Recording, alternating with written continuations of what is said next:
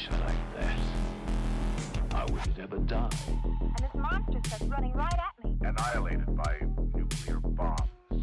Beast is not dead. I put 4 bullets into him. Oh, you're crazy. But I saw that monster too. All I want is for someone to believe me. Contaminated. Face. It's horrible. Look like it would scare you to death.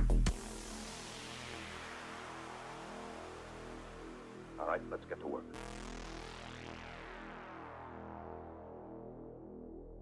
Beyond the shadows.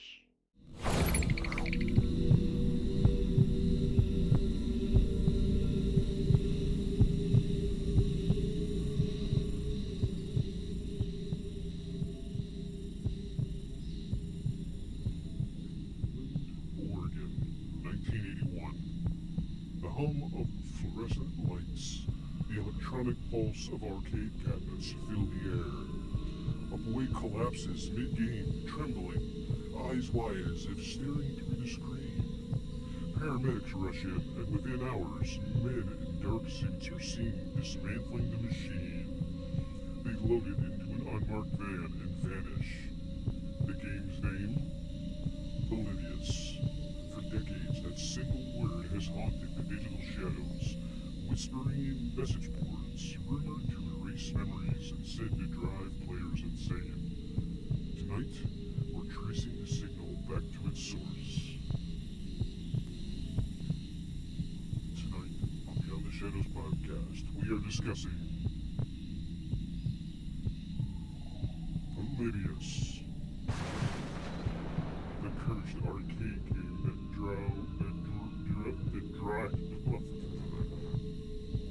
Sorry, messed that all the way up. The cursed arcade game that drove players insane. Yes, that's right, everybody. Polybius. The one, the only, you've heard about it. It's been whispered about. Everybody's heard of it at least once. I heard of it. If I heard of it, you should have heard of it. That's the way it is. Welcome, friends. Welcome, friends. This is Season 2, Episode 44, Beyond the Shadow podcast. I am your host, Victus, and tonight we are discussing Polybius, the cursed arcade game that drove players insane. Yes, that one, that Polybius. And if you haven't heard of this, you're in for a treat.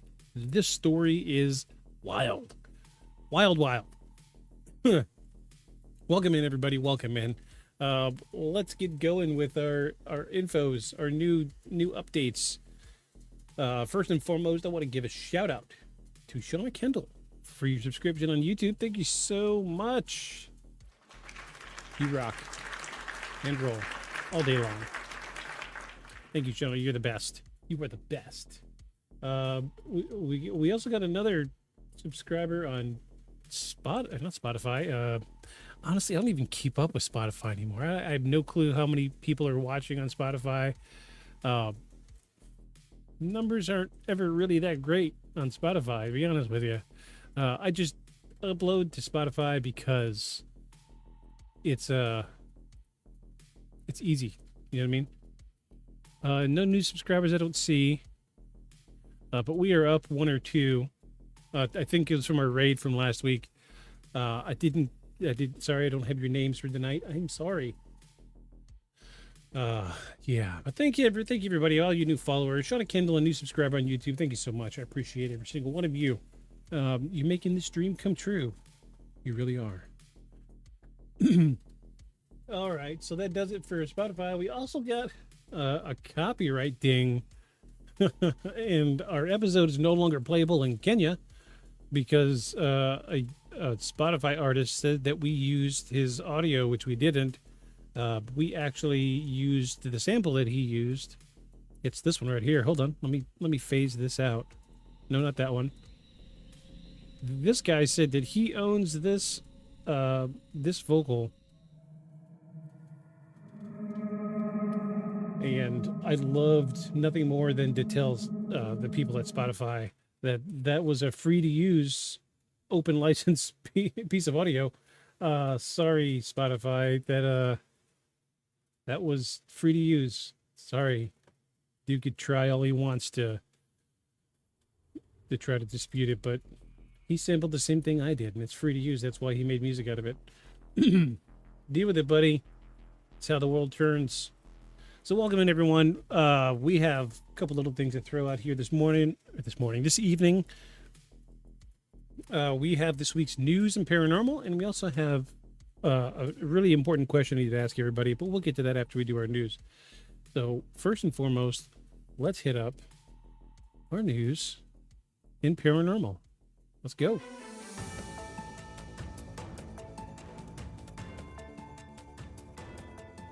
Top news in paranormal week of November 10th through the 16th, 2025. Carter County building investigation. Employees at a building in Carter County, Tennessee reported experiencing classic signs of hauntings, such as unexplained temperature changes and knocking sounds. A paranormal investigative team has been brought in to examine reports and has started their investigation this week. The Conjuring Last Rites release date. The final film in the Conjuring series is scheduled for a digital release later this month. It's also set to begin streaming exclusively on HBO Max on November 21.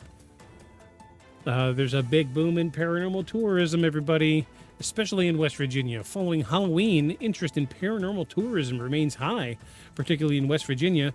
The West Virginia Paranormal Trail is welcoming visitors through the end of the year, highlighting local legends and haunted sightings. Paranormal Activity, the stage play. A new stage adaptation of the horror franchise Paranormal Activity has opened in London. Reports suggest the scariest elements of the play are what the audience doesn't see, relying on atmosphere and suggestion. Local events and ghost tours. Appalachian Ghost Tours is hosting an event at the Price Mansion in West Virginia, November 15, which was yesterday. Sorry, late news. But the paranormal cirque featuring acrobats and illusionists opened in Pueblo, Colorado this weekend, running through November 17th. So if you're out in Colorado this weekend, go check out this weird little Cirque du Soleil style paranormal bit going on. Any hoots and hollers. That is our news. Very uneventful week in paranormal news this week. Very uneventful indeed.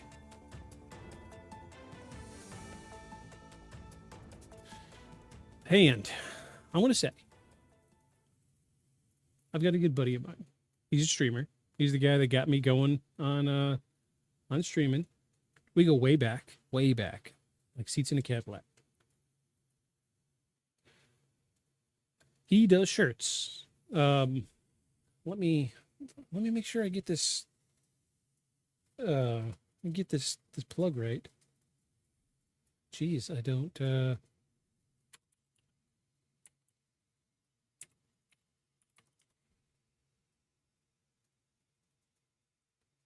Anyway, he's got a YouTube channel. He's got a shirt line that he does. He's a tremendous following on Twitch. Also a tremendous following on YouTube. Phenomenal guy, one of my best friends. He's the one that helped me get going on Twitch. He's the one that helped me get going streaming.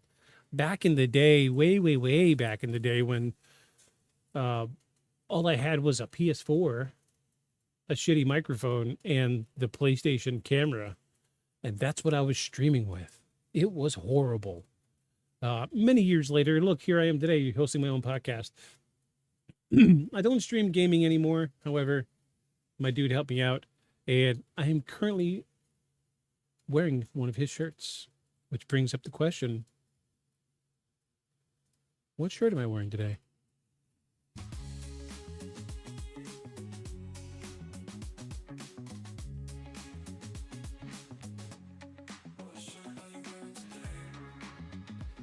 All right, so this is one of my favorites. I wear this one all the time. I get the intention here, and it made wearing this shirt so much worth it.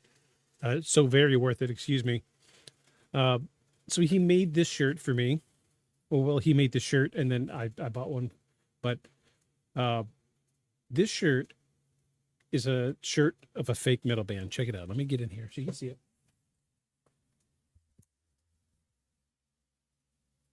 Yeah, it's pretty good. Pretty good.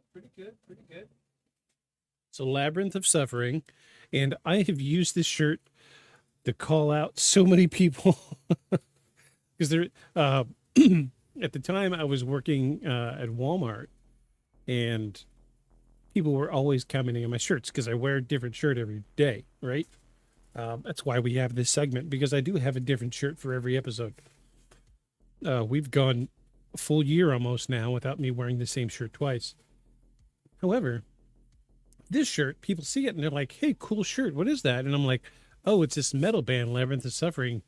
Do you remember that song they put out like 4 or 5 years ago? It was like Bridging the Pain or something like that. Like, they would always be like, oh, yeah, I know metal bands. Yeah, I've heard of Labyrinth of Suffering. They're pretty good. And they'd be like, oh, yeah, did you see them when they came to town a few years ago? And oh, yeah, that was a great show. And I let them talk about how great their live show was. And then after about 10 or 15 minutes of talking, I'd be like, well, this is a fake band.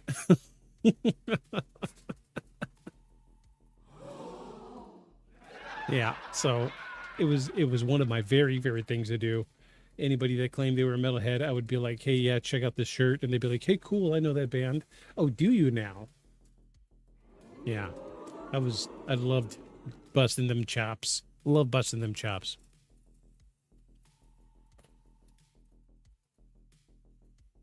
Anywho, that's what shirt I'm wearing today. What shirt are you wearing today? Let us know in the comments. I know you guys aren't going to comment. That's fine. It's totally fine. For those of you that follow on YouTube exclusively and not on Twitch, now the episodes are live every Sunday at 5 p.m. Eastern Standard Time on YouTube. So we are simultaneously streaming on YouTube this very moment. I'm looking at 1, 2, 3, 4, 5, 6 screens right now, processing all of this information. And YouTube is up and running right now. It's looking good. Let me reorganize something right quick. Yeah, that looks good. That looks good. We got speech chat running. I do need to test the chat. See if this comes up. Oh, looky there. Testing the YouTube chat. Look at that. So we have on this side of the screen, my left, your right, we actually have YouTube chat will pop up so you can see it, and also the YouTube chat will be in speech chat. So if anybody watching live on YouTube, feel free to chat. We're here. We will. I'm a human. I will talk back to you. I promise you. Good to know that works. I'm really happy that works. Cool. Yeah, that even came up on. Yeah, I love that it showed on speech chat as well as popped in the stream chat box. Cool. Are y'all ready to get into this? I've drug it out enough. We've gone 13 minutes and we haven't even talked about Polybius yet. So the first time I heard about this, probably like 5 or 6 years ago, maybe a little longer, I was going through an audiobook phase. And at the time, I couldn't afford, like Audible, because like Audible, you can get so many number of audiobooks, whatever. But Spotify Premium, if you pay for Spotify, you can listen to some audiobooks, but you only get so many hours of audiobook a month or whatever it is now. I don't know how to use Spotify anymore. PSA, by the way, everybody, if you're into audiobooks and you don't want to pay for audiobooks, go and get yourself a library card. Most states actually have an app that, there's an app called Libby. I use it all the time. And you link your library card to the app, and it gives you access to millions and millions of audiobooks. Love Libby. It's my very favorite. I still listen to a lot of audiobooks today.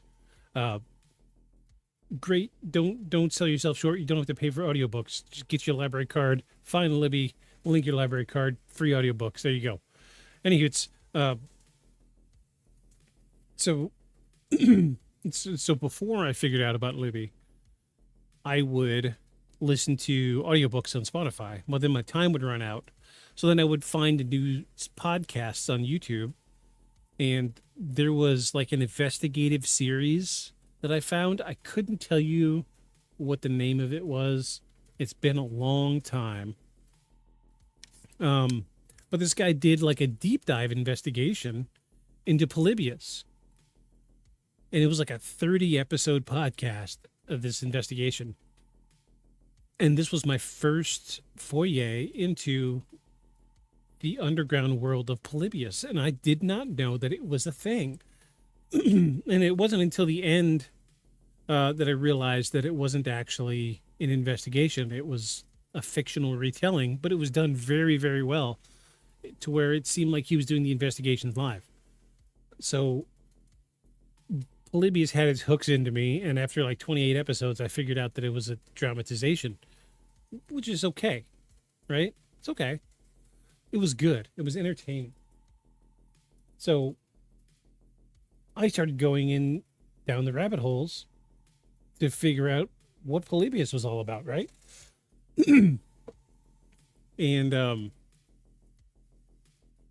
I don't know why this hasn't come up sooner, because it is an absolutely wild story. So we're going to file this one under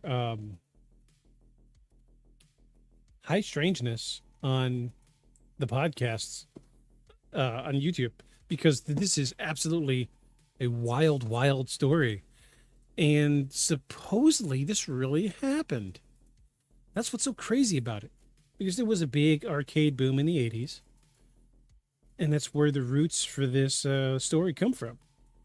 Did I update that information? Jeez, hold on. Hold the phone. I need to check and make sure that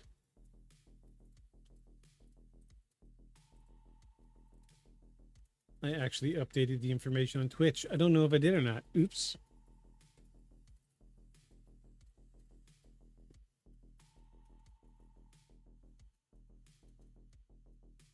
Hold on, let me see. Yeah, we did. Cool. We're good. All right, folks. Well, let's dive into it. We're going to dive into this wild, wild tale of Polybius. I hope you're ready for this, because it is wild. I know I say that every week, but I promise you, it is wild.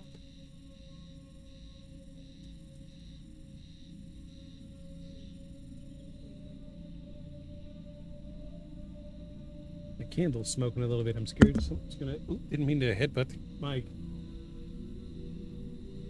Worried something's gonna catch on fire back there. It's a little smoky in here. We're gonna roll with it. Let's go. This is the story of Polybius. Act 1. The Golden Age of Arcades.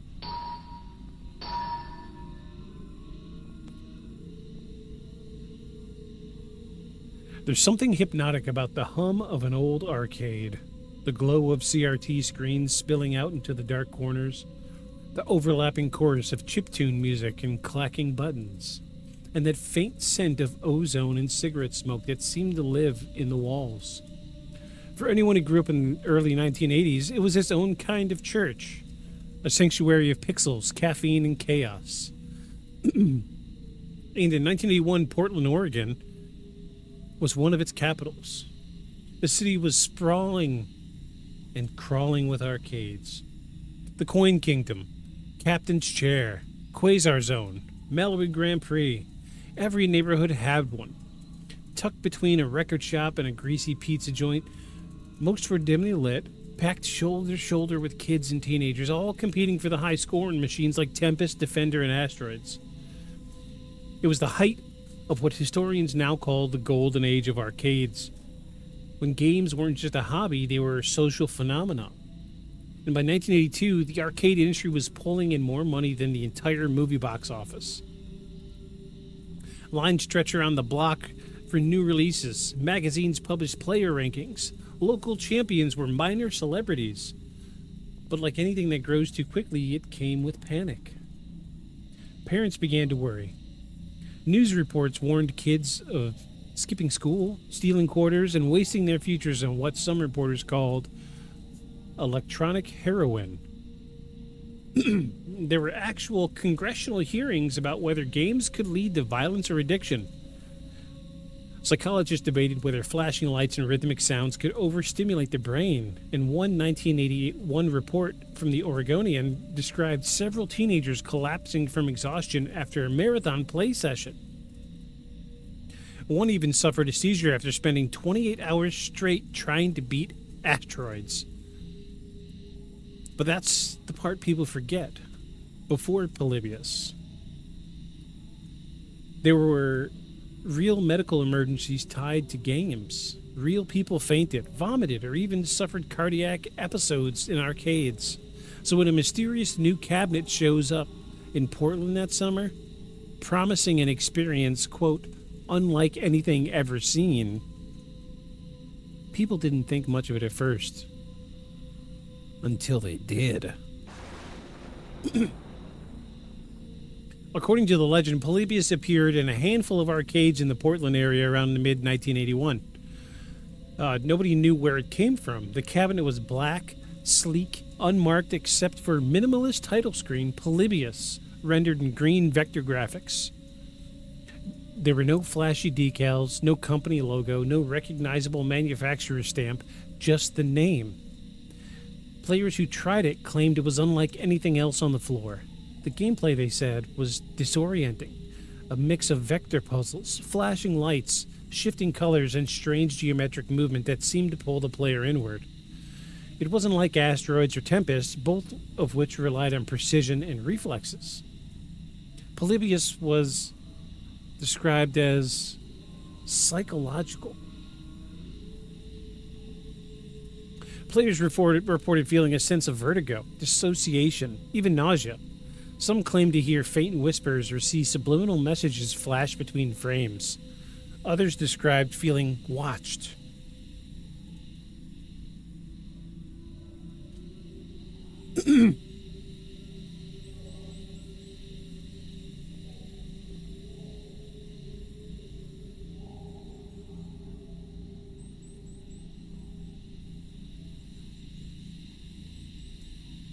The stories get stranger the deeper you dig. In one of the earliest surviving accounts, a Portland arcade operator said two men dressed in black suits and sunglasses showed up at his establishment about a week after the machine appeared. They didn't play it. They didn't collect coins. They simply opened the black panel, removed some kind of storage unit, took notes on a clipboard. And when the operator asked who they were, one reported government research, and then they left. That phrase, government research, became the fuel for decades of conspiracy. In some versions of the story, they were testing subliminal messaging. In others, it was a CIA experiment in behavior modification, a direct offshoot for Project MKUltra, which we talked about back in Season 1. Whatever the case, Polybius allegedly vanished a few weeks later. The machine was removed overnight. No trace of it was found again. The operator couldn't find any records of a manufacturer named Polybius, no company invoices, no service manuals, no repair logs. It was as if the machine never existed. And for nearly 2 decades, that was it. A whispered local legend, something Portland kids would bring up in hushed tones, the way others might talk about cursed tapes or haunted houses. And then came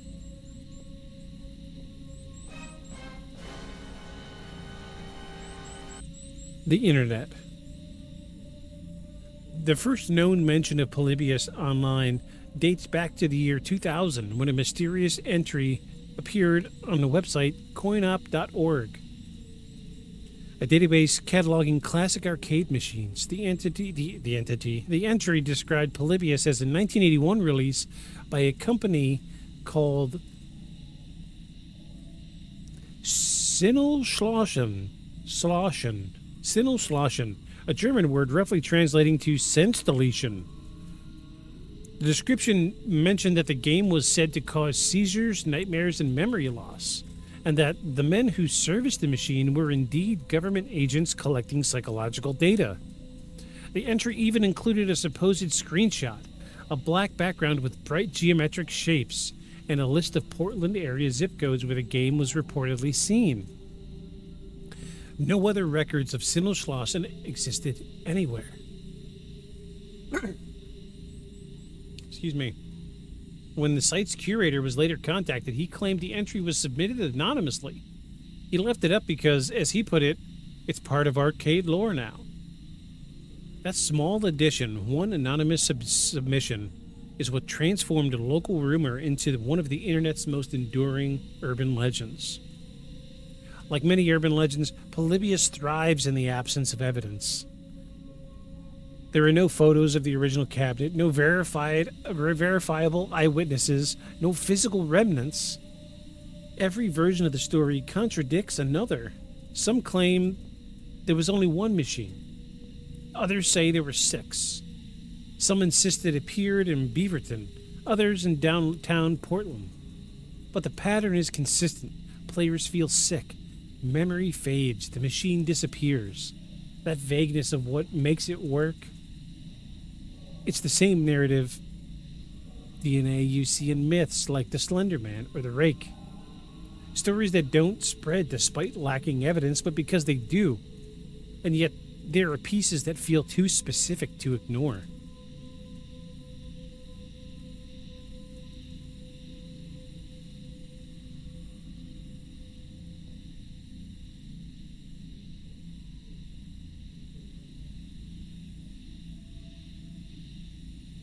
Sorry, messaging.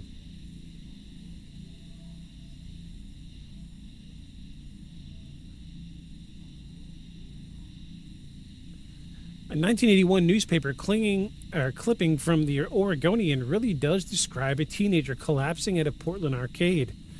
Another mentions federal agents seizing, quote, illegal gambling devices that same summer. The details don't line up perfectly, but they rhyme. Just enough to feed belief. And that's the genius of Polybius. It hides in the overlap between coincidence and paranoia. The 1980s were full of stories about secret government projects. MKUltra had already been exposed in congressional hearings a few years earlier, revealing that the CIA had tested LSD and hypnosis on unwitting subjects. Combine that with the rise of home computing, Cold War anxiety, and a growing fascination with mind control, and you have fertile ground for myth like Polybius to take root. It wasn't hard for people to imagine that a government agency might use arcade machines already designed to study reaction times, attention spans, and decision-making as tools for psychological data collection. After all, what better test subjects than millions of teenagers eager to pump quarters into a machine? The idea feels almost plausible, and that's the point. Some skeptics argue that the Polybius story may have grown out of a mix of real incidents in the Portland area. For example, in 1981, a 12-year-old named Brian Morrow collapsed after a 28-hour asteroids marathon at an actual arcade in Portland. The same week, another teenager complained of severe stomach pain after playing Tempest for several hours straight. And just a few days later, the FBI raided several arcades across Oregon for suspected illegal gambling and drug activity. If you stitch those 3 headlines together, kids collapsing, FBI agents at arcades, mysterious machines being taken away, you get something that sounds a lot like Polybius. It's not hard to see how memory, rumor, and fear might have fused them into a single story over time, but still, there are details that remain stubbornly strange. And Polybius wasn't just a random choice. In ancient history, Polybius was a Greek historian and philosopher who developed one of the earliest theories of psychological manipulation through communication, what he called the transmission of influence. Some researchers believe the name was chosen deliberately by whoever started the hoax to lend it an eerie intellectual resonance. But others suspect it wasn't a hoax at all. That whatever created Polybius was sending a message, a warning encoded in history itself. because Polybius's writings were focused on how governments could use subtle, repeated messages to influence entire populations. Propaganda, mind control, conditioning through exposure.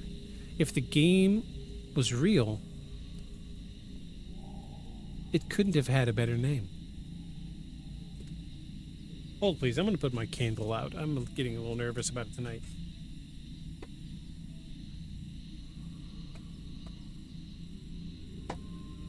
I don't know why it's smoking. That's weird. There's one more piece that complicates things. The alleged company name, Sinneschlossen. When German speakers first saw it online, they pointed out that it's not a natural phrase, more like a crude mashup of two words meaning sense and delete. It's awkward, almost like it was generated by a translation machine. That led to theories that whoever created the name wasn't fluent German. Maybe an American trying to sound foreign to add mystery. Or maybe it was deliberate disinformation.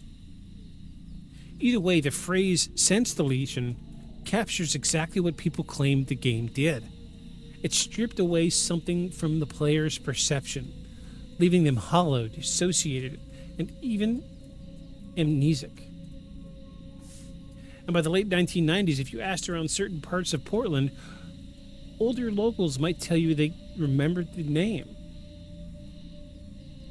They couldn't describe the game. They couldn't remember exactly where they saw it, but they remembered the feeling. One man claimed it was, quote, like staring into a strobe light that knows your name. Another swore that, after playing it, its dreams were filled with shapes and colors that wouldn't stop shifting. Were these genuine memories? Or the product of collective suggestion fueled by years of rumor? It's hard to say, but the consistency of certain details, the black cabinet, the unmarked design, the sickness, keeps the story from dying. It's a ghost that lives in the circles of... Thanks for subscribing. Cool topic. Whoa, Blip, what's up? What's up, my guy? Hey, welcome.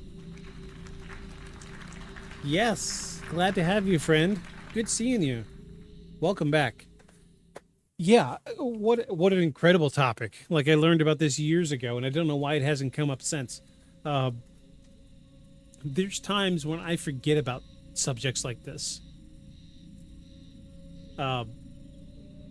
Thanks for the sub, buddy. You really ain't got to, but thank you. Yeah, it's such a crazy topic.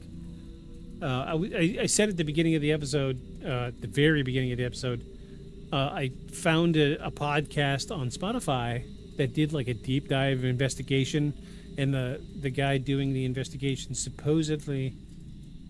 Oh. That one was a little late, I think.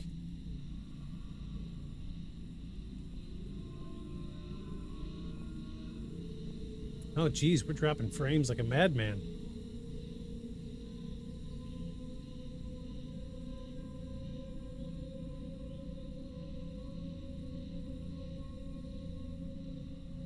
Let me see if I can kill some processes here.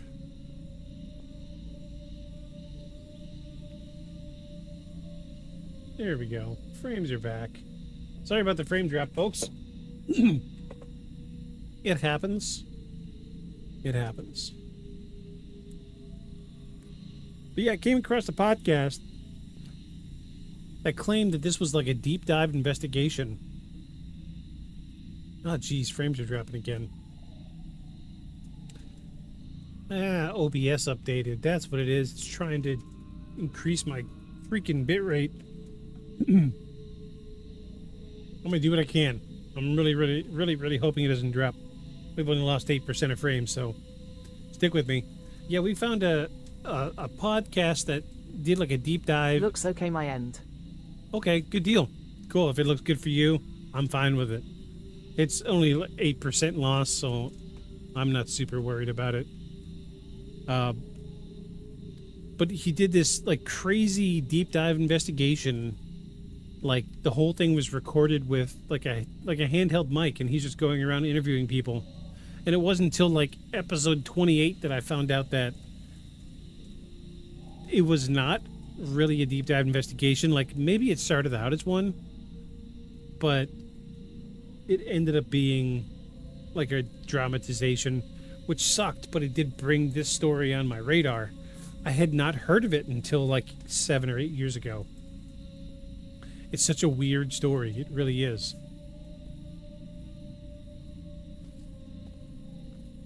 But I actually came across it.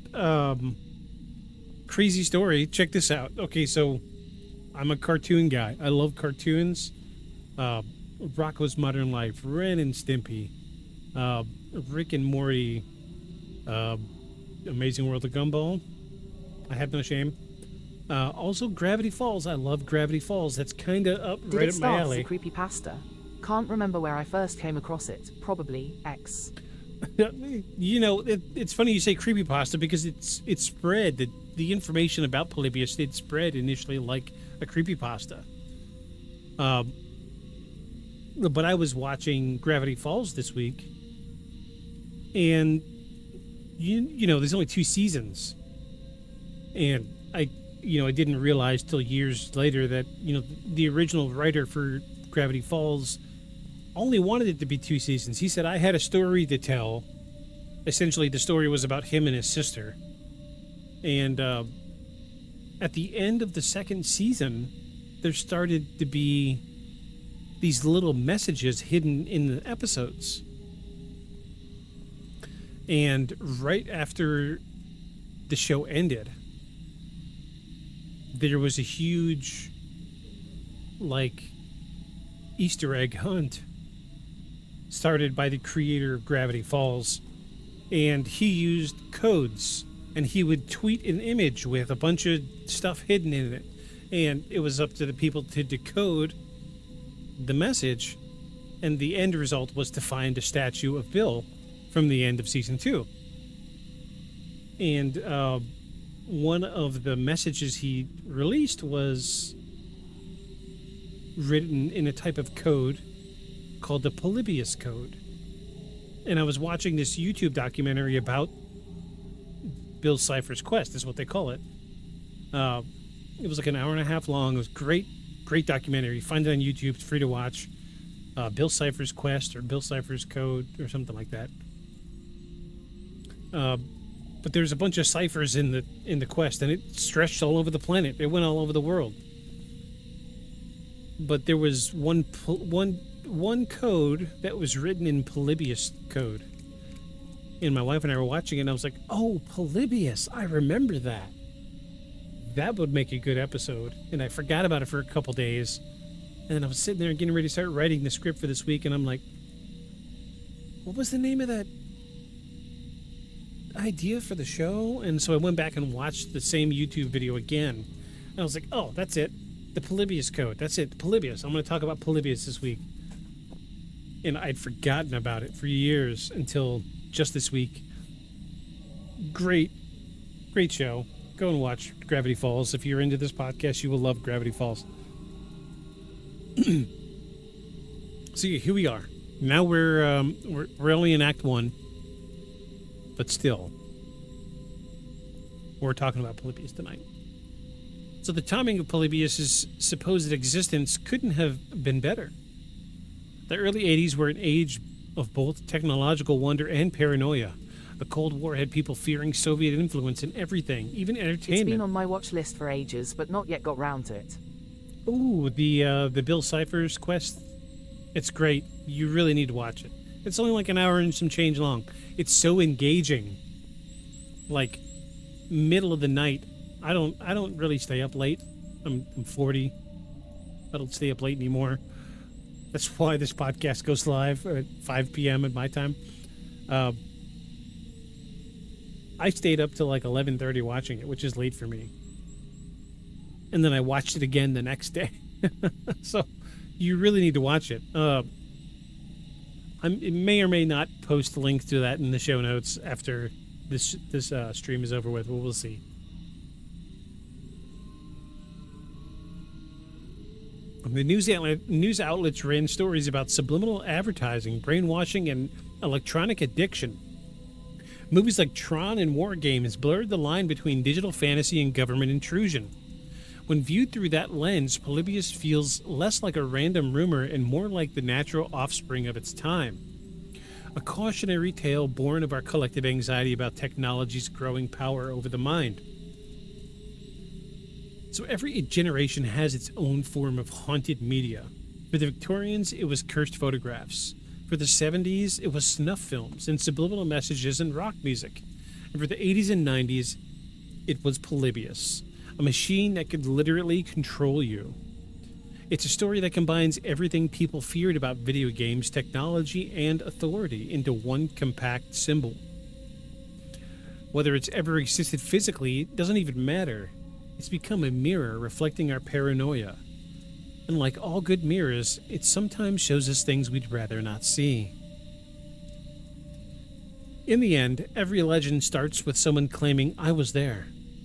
And Polybius is no different, because in the early 2000s, a few people came forward online claiming to have played it. They remembered the lights, the patterns, the sickness, and the men who came to take it away. One even claimed to still have nightmares about it. But here's the thing. Each of these witnesses tell a slightly different story.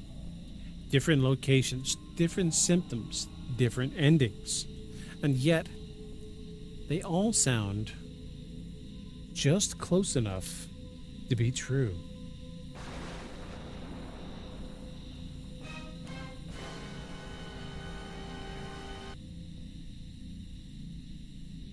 So there it is, folks. Act 1. That's Act 1 about Polybius. We're already off to a crazy little start here. I have like a preconceived idea about how I feel about this story. I'm trying not to let it taint my idea of whether I think this is really paranormal or not.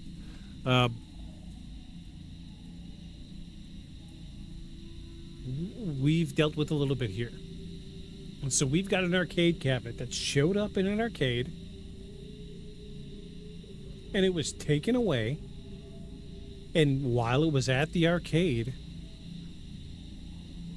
it was serviced by government agencies.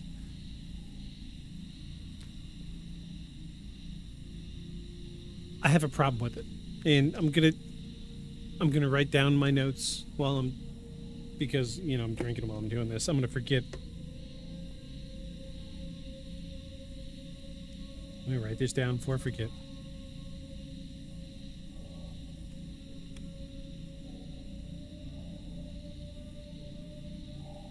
There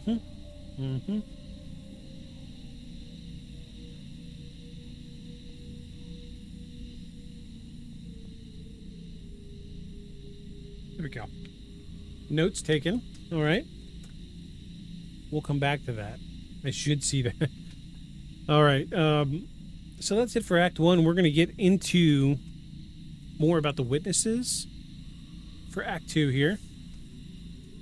I hope y'all are ready. Hope y'all brought your knee-high boots tonight, because this shit's about to get deep. Deep.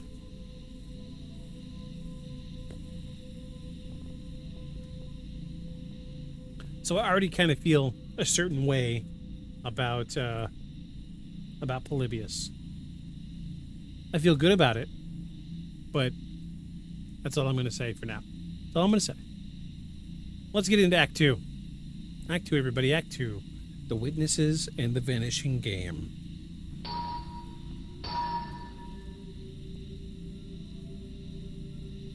Every enduring legend leans on testimony.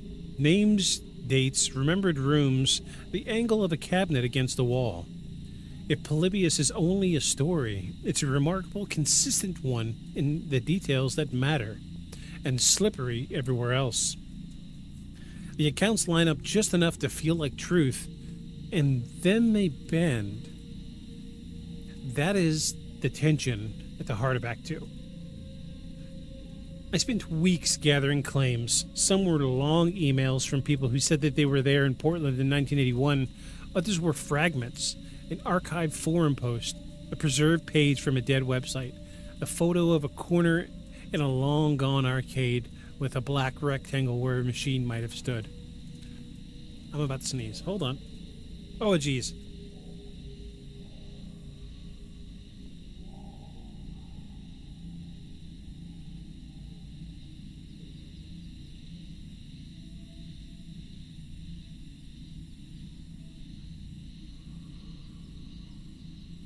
Excuse me.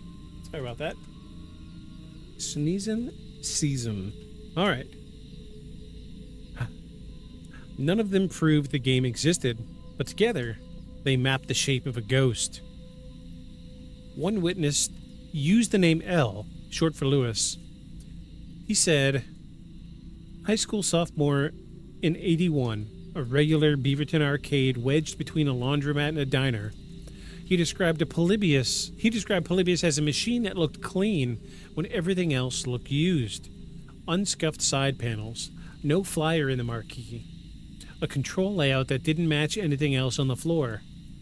His story followed a common arc. The first credit felt novel. The second drew him in. The third made him feel wrong. He remembered a vibration that didn't match the audio. Patterns that jittered at the edge of vision, after images that stuck even after he looked away. At some point, he lost the thread. When he came back, he was on the sidewalk with a cup of water the manager was telling him to breathe. An hour disappeared. Memory loss can be chalked up to fainting, stress, overheating, low blood sugar, all plausible in a crowded arcade, yet Lewis insisted this felt engineered. Not dizzy, he wrote. Programmed. That word shows up again and again in these accounts. Arcade operators tend to be concrete. They keep ledgers, rotate cabinets, track coin drops by the week. M, who agreed to speak if her last name stayed off the air, ran 2 small spots in southeast Portland. She remembers a black cabinet that appeared after a distributor called and offered a, quote, trial placement on a new title. No art yet, just the board. Trial placements weren't unusual. Cash flow was tight. Operators tested unfamiliar boards because a hit could float the rent. She kept a spiral notebook that survived a move and a flood. The ink was washed out of half of it, but 2 lines remained legible for the weeks that mattered. A new unit arrived on Tuesday. The coin count spiked on Friday and Saturday, and cratered by the following Thursday. A cryptic note sat next to the final entry. Quote, X pulled the guts. No paperwork. No paperwork cuts both ways. Fly-by-night distributors vanish all the same. Prototype boards circulated without proper tracking. Even so, M wrote that the 2 techs weren't from any company she recognized. Quote, they didn't... AM here, sorry. Hey, Sharks here, everybody. Sharks here. You do not ever have to apologize. I'm just glad you're here. Thank you so much. Thank you so much. Here, I'm gonna... Let's drop some sharks in the chat. Let's drop some sharks in the chat. Where are they at? Here they are.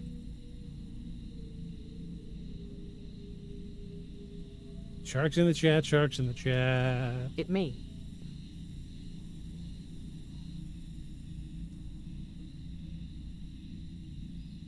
Welcome. Don't ever apologize. Ever. You did nothing wrong. If you were playing a game, keep playing your game. This is unimportant. Just a few nerds sitting around talking about paranormal stuff.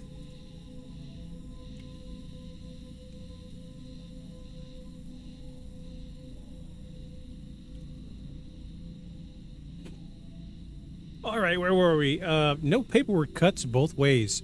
Fly-by-night distributors vanished all the I time. got the dailies done. Ugh, stop that. This is important. I'll be listening. I'm glad you're here. Glad you're here. We missed you. Even so, M swore that the 2 techs weren't from any company she recognized. They didn't smell like cigarette ash and solder. She told me they smell like cologne in a rental car.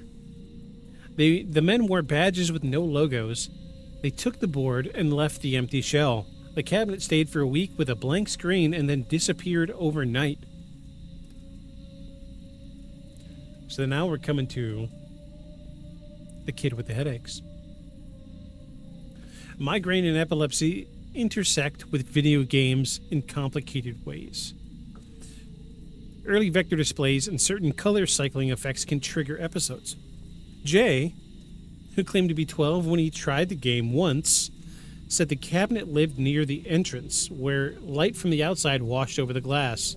The attraction loop didn't show a title screen, just shifting shapes and a tone that pulsed like someone tapping on your chest from the inside. He remembered waking with brutal headaches for 3 mornings after.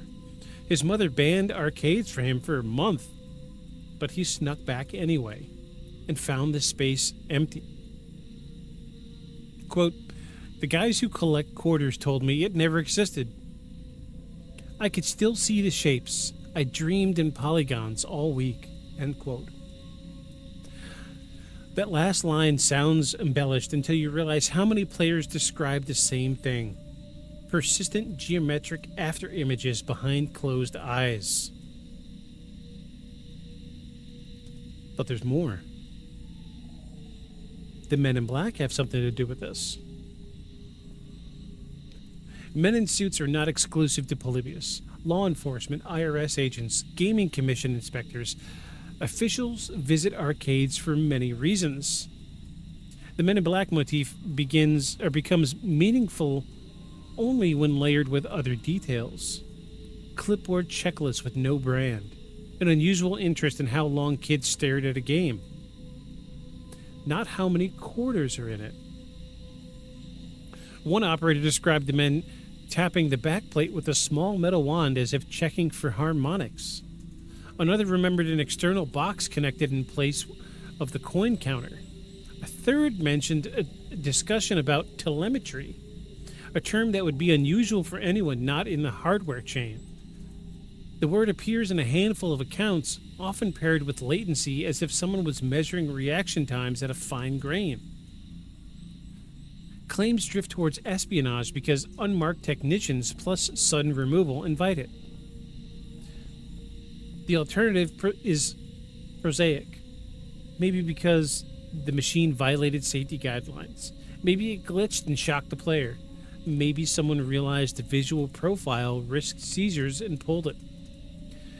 The mystery feeds on the lack of a receipt, the missing ticket, the swapped out board. Good investigations build by contradiction.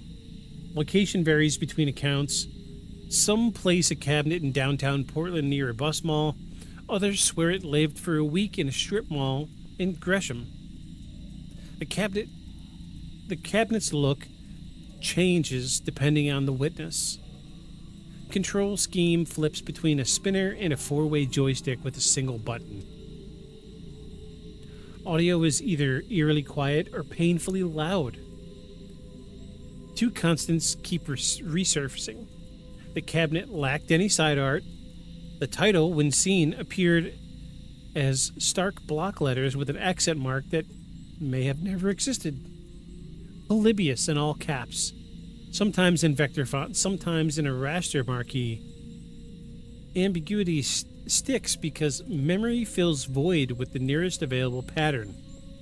Ask 5 people to draw a logo from memory and you'll get 5 close approximations with one weirdly precise forgery.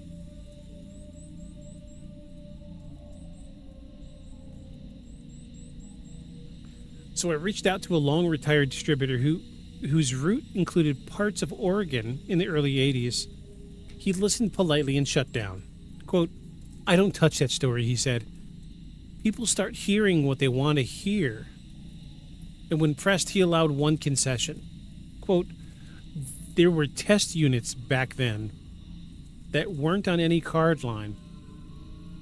If a manufacturer's U.S. rep wanted a quick read on performance, they'd push 10 boards into the field with a local outfit. No manuals, no ads, no promises." That is not confirmation. It's a window into a messy ecosystem where unmarked hardware could plausibly exist without leaving a clean paper trail. Accounts mention a German-sounding company name. Native speakers have pointed out that the supposed brand reads like a machine translation. Awkward, literal. Not how a real firm would style itself. Witnesses could have misheard a technician, or the name could have been fabricated later to deepen the mystique. The mismatch functions like a signature. If someone wanted to seed a legend, a slightly off, foreign term adds both credibility and distance. Serious enough to sound technical and fuzzy enough to resist verification. However, every retelling bears a collapse. It's the emotional fulcrum of the legend. Lights, gameplay, and then a body on the floor. One operator recalled a teenager on his side, arms locked in a tremor that lasted minutes.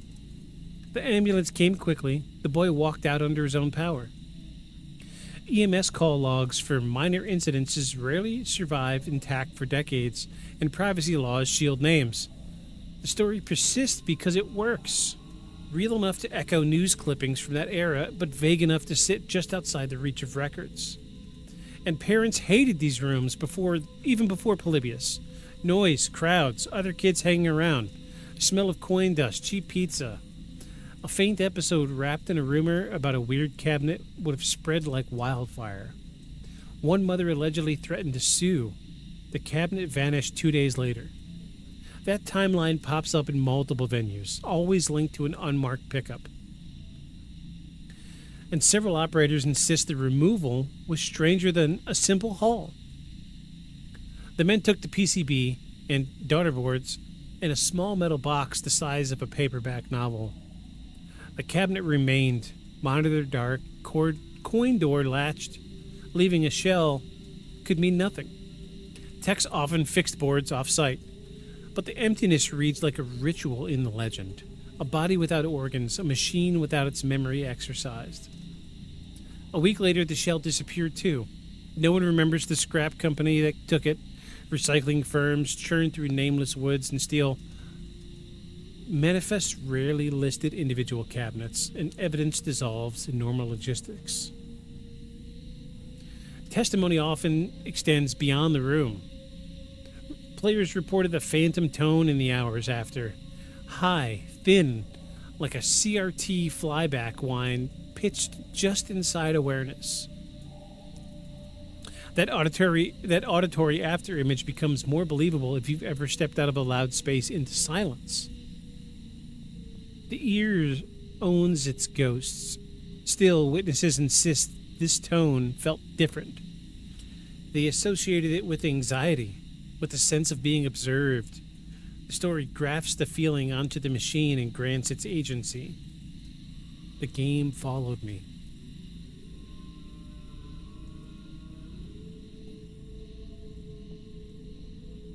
A tiny detail appears in 3 separate accounts.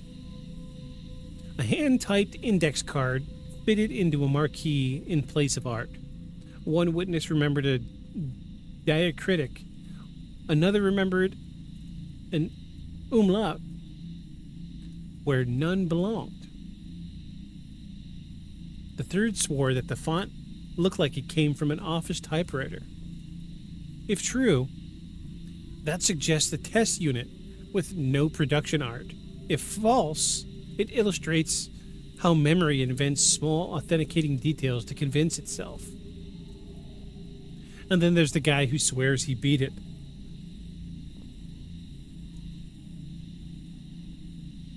There's always one. He said the game had an end state. Most accounts describe an endless loop of zones with shifting geometry and speed. This man claimed a climax, an inward collapse that resolved into a static field and a quiet screen. He remembered a final screen that looked like a grid of letters and numbers. He believed it hid something, a password, phone number, coordinates. His certainty ran hot enough to feel cinematic. He stands apart in another way.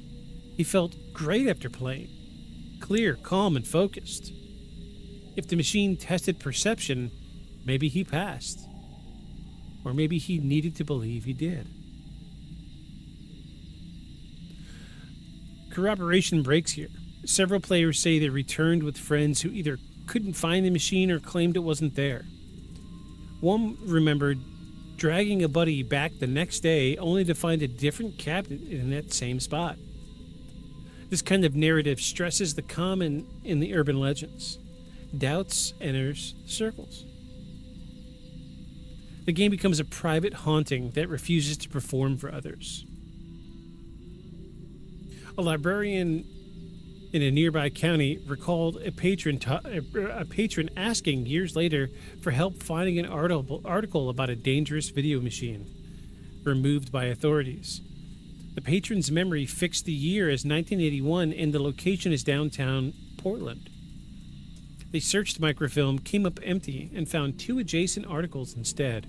A short piece about kids experiencing headaches after long play sessions, and a brief mention of federal agents seizing illegal gambling devices from several venues. The patron left unsatisfied. The librarian kept the juxtaposition in her head as an answer of sorts. That's Polybius in miniature. 3 notes arranged in a chord after the fact. Testimony alone can't carry a case, but it can trigger a search. Once the legend resurfaced online, hobbyists began looking for hard edges, ROM dumps, cabinet photos, operator logs, anything to anchor the myth. Leads crawled out of forum threads and into basements. People built recreations, chased bound discs, and tried to triangulate which venues of which weeks might have hosted a test. That effort, earnest and messy, became the spine for Act 3. But before we go there, hold the witness list in mind. Imagine a map of Portland studded with pushpins. Some sharp, some loose. Draw circles around those clusters where 2 or 3 accounts partially overlap in time. Now blur the lines and watch the circles wander. That picture captures the essence of Polybius. A legend with enough gravity to bend memory. A rumor that behaves like a field. The van drove off, the cabinet shell vanished, the ledger line faded. What remains are voices insisting in different keys. That some stood in that corner for a little while. Something that felt designed to learn more about the game than it should.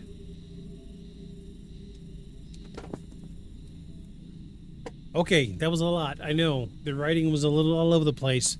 We had tons of first-hand accounts to try to get in here, and I did my best to put them in there artfully. Failed a little bit. I'm sorry. It read a little funny. It sounded good in my head. But I need to use the restroom. And when we get back, I want to talk about something very specific about Act 2. I'm going to make a note of it so I don't forget.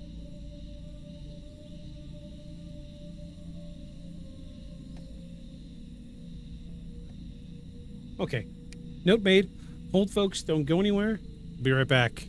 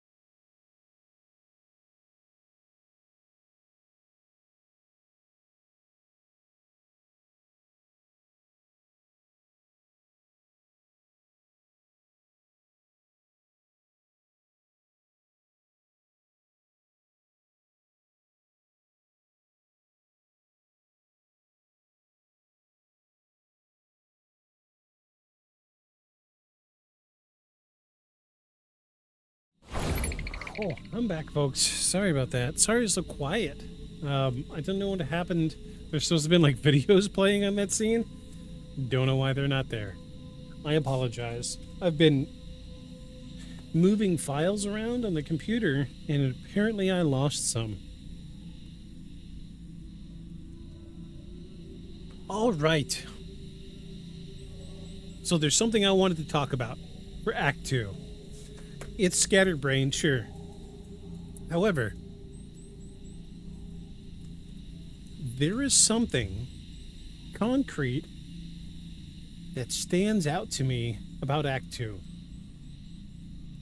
We have a great number of people that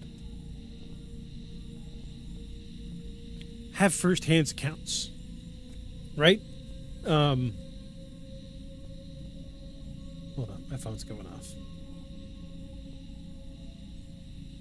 We have a great number of people with first-hand accounts, and in the research, it was really driven home that the information feels repetitive, but everybody's story is different, right? So it makes me wonder, and I'm just throwing this out there, isn't this how disinformation works?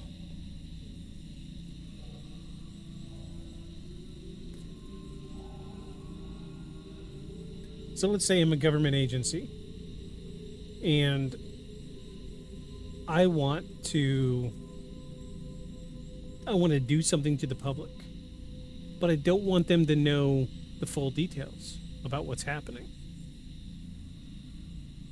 So I'm going to change every instance just a little bit, so when people start coming together and piecing their information together, it doesn't quite line up. Isn't that what disinformation really is? So who's to say that's not what's happening here?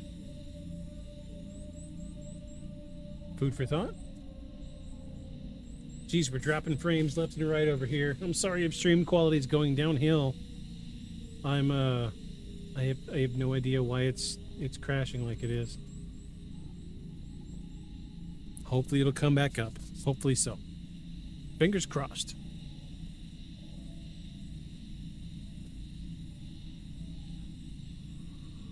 All right, folks. Well, we've come to Act 3. Act 3. Digital Resurrection.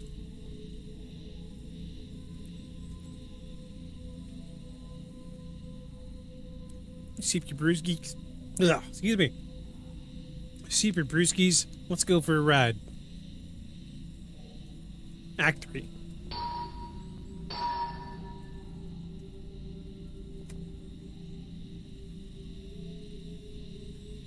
Oh, geez. Steady dropping frames. Yowza. I hope I don't have to re-record this later. If Polybius ever existed, the last trace of the original cabinet vanished in 1981. The next trace appeared 19 years later on a website. It began quietly, tucked deep inside coinop.org, an early online encyclopedia run by hobbyists. Okay, that's the third time that's come up. Am I the only one that wants to see coinop.org? Is it still a website? Let's see.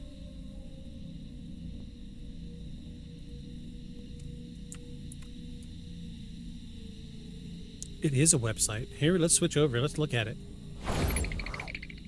Coinop.org. Oh, we still have pictures from last week. Sorry about that. All right, let's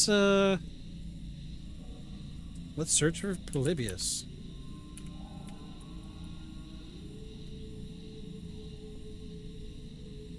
Year 1981. We need information.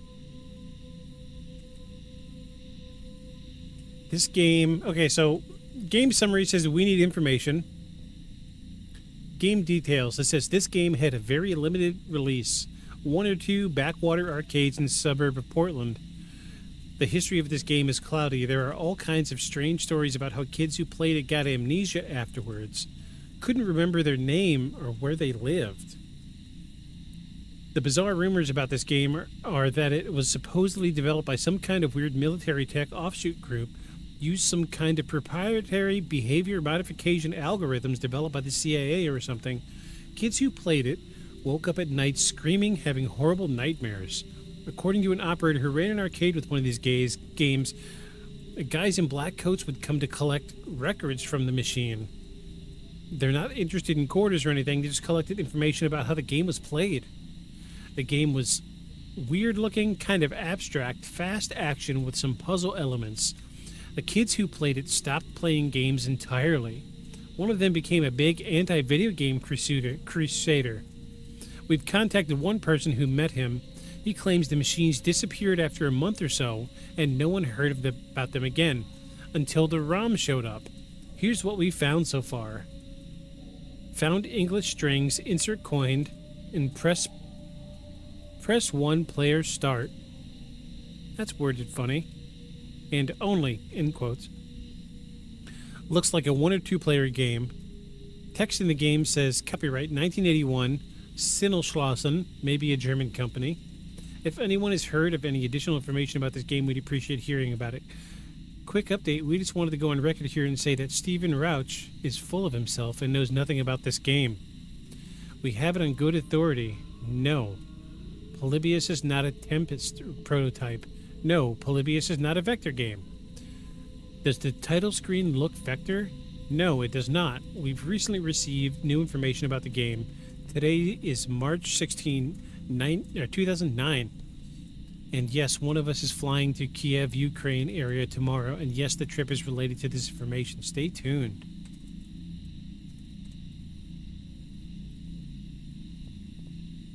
So there are a few comments here. It's really... I got to move my mic in because I got to lean in. Comment.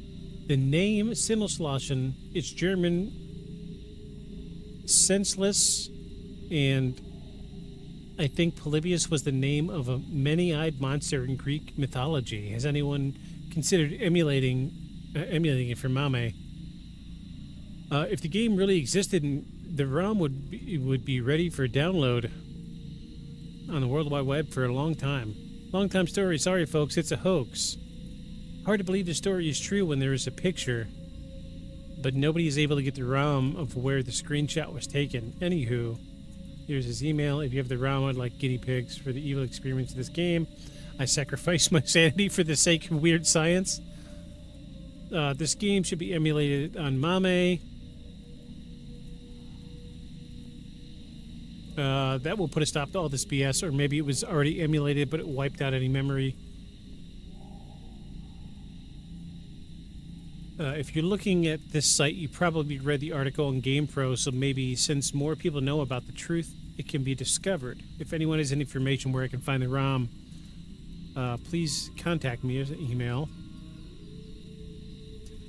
Comment says, I've been reading a lot about this game recently, and I'm actually crazy enough to want to find it. Various sites and magazine companies have been reporting that a ROM of this devastating game seems to exist. If it's truly out there, does anyone happen to know where it can be located or downloaded from? I want to be one of the few insane people to try it. Oh my god, there's hundreds of comments here. 2003, 2004, 2005.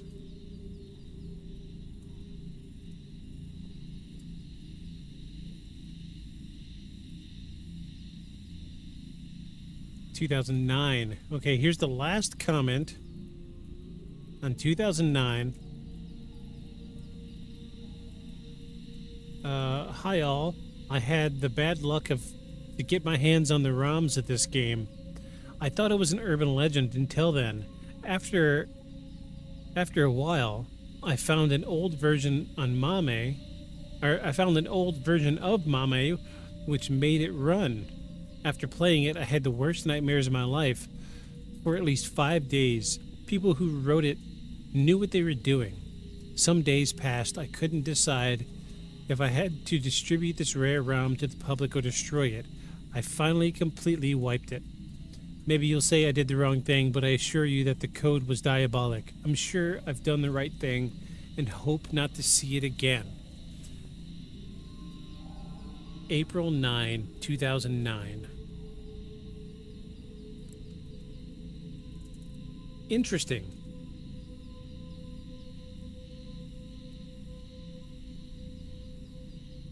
Not gonna lie, I might actually have the chills right now. I love these old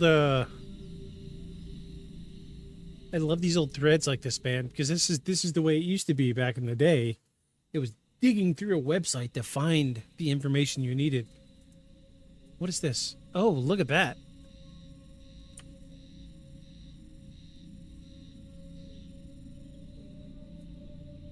Interesting.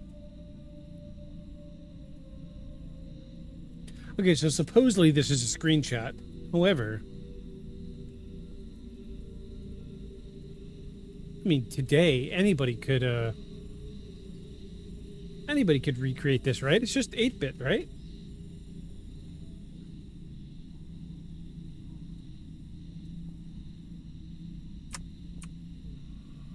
$94 total votes.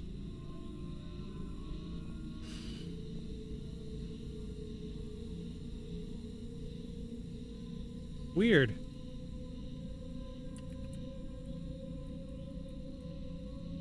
I want to look at images. I want to see what we have.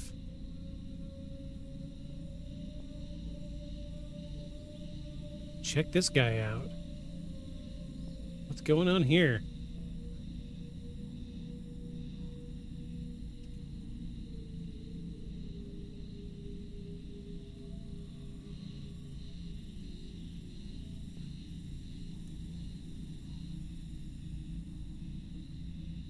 Huh.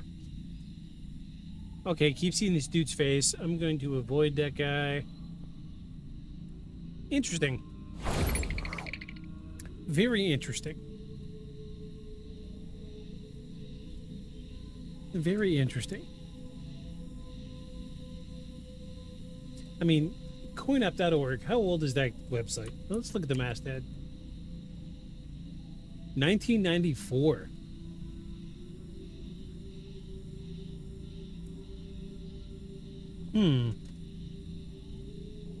All right. Okay.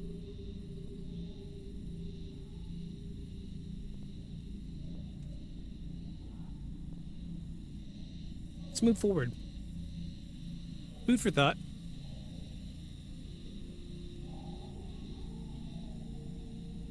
So we began quietly, tucked deep inside coinup.org, an early online encyclopedia run by hobbyists cataloging classic arcade machines. The entry was bare. Polybius, 1981. Manufacturer, Sinnoslawson. Located, Portland, Oregon. Notes. Causes seizures, nightmares, memory loss. Removed by government agents. So, this information was pulled from the Wayback Machine. Jesus, now I want to look at the Wayback Machine.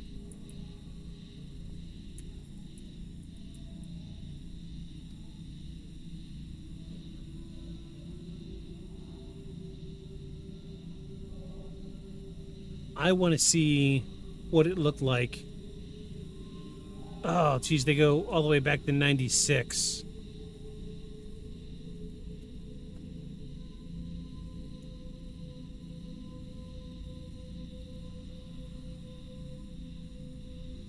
One snapshot from 1996.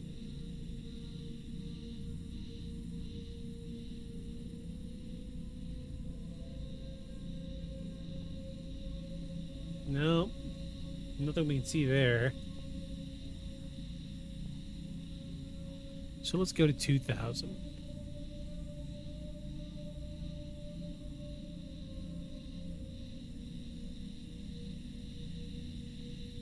I'm just trying to see if Polybius Cheap comes... viewers on streammoo.com, remove the space at tvgod96. Really? Really, cheap viewers? We know what to do with you.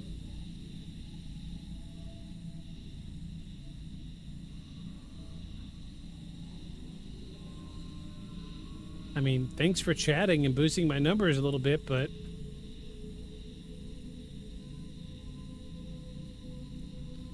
Bayon. Goodbye.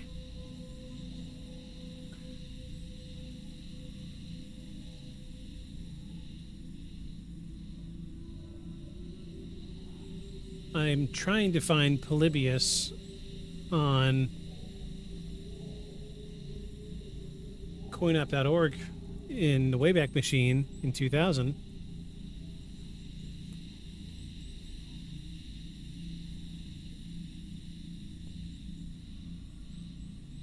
Page is unavailable.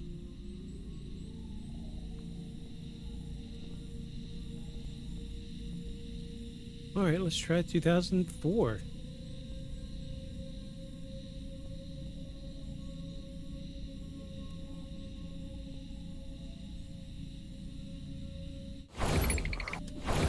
Wrong button, sorry. I'm going to show you guys what I'm seeing here. So this is the Wayback Machine. I don't know if you guys are familiar with this site. This is the best. Oh my God, look. I'm going to zoom in here. Most hits this week. Polybius. This is from 2002. All right, let's see if it's got anything about Polybius. So this is the original post.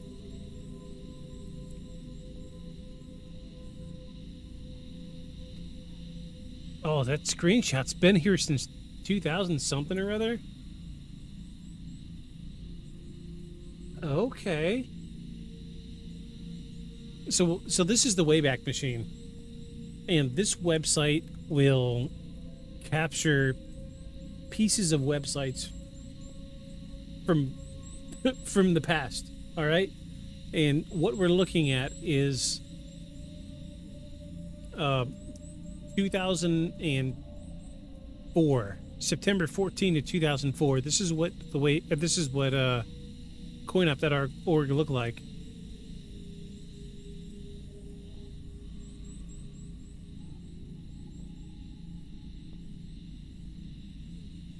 This is different from what we looked at a minute ago.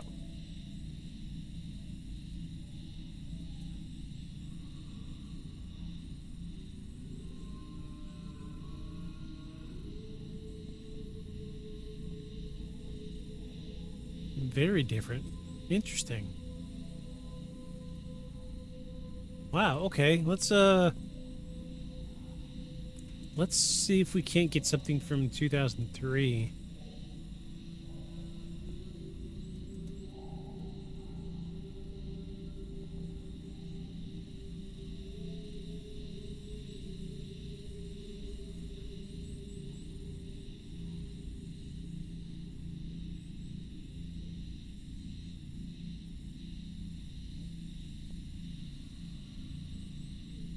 Oh, and it's different again.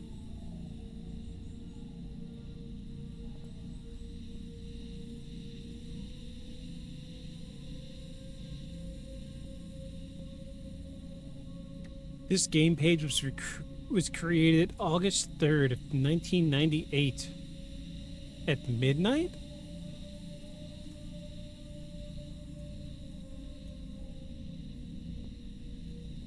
Midnight?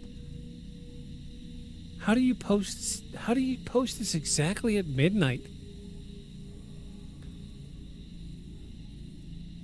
Am I grasping at straws here?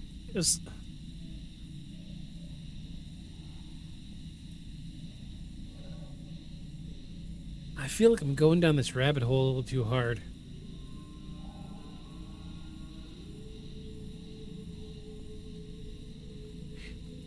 Exactly at midnight. I've never posted anything on any type of forums in my youth exactly at midnight.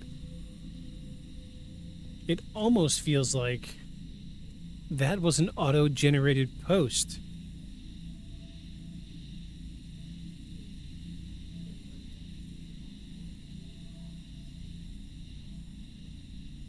Am I the only one that feels a little uneasy about that? Am I just being crazy?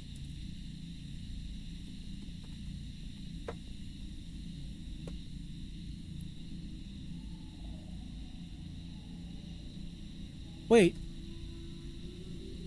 Wait, so this is Wayback Machine for, 2016? I didn't click on 2016.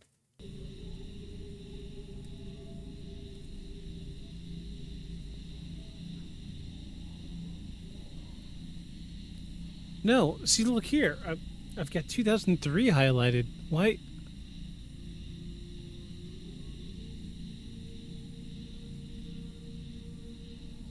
Okay, there's some weird stuff going on here. I don't understand. What?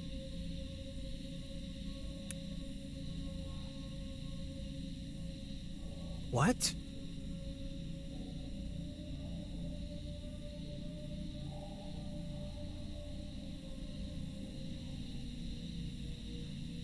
All right, we're going to try 99. 98.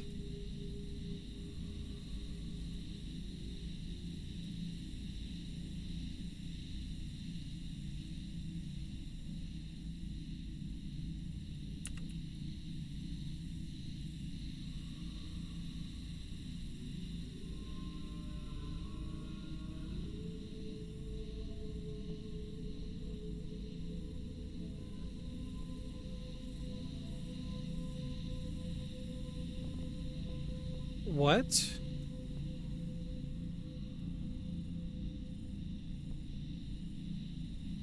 This is 2022. Why do you, as soon as you search for Polybius, does it jump you to 2022?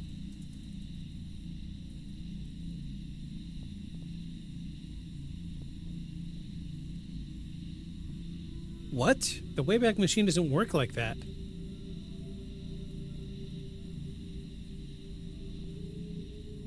You know what? Let's move forward. I'm a little wigged out. Not gonna lie. I'm a little wigged out.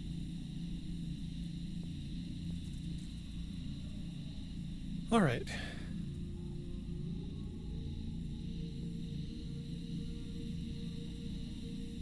A little wigged out.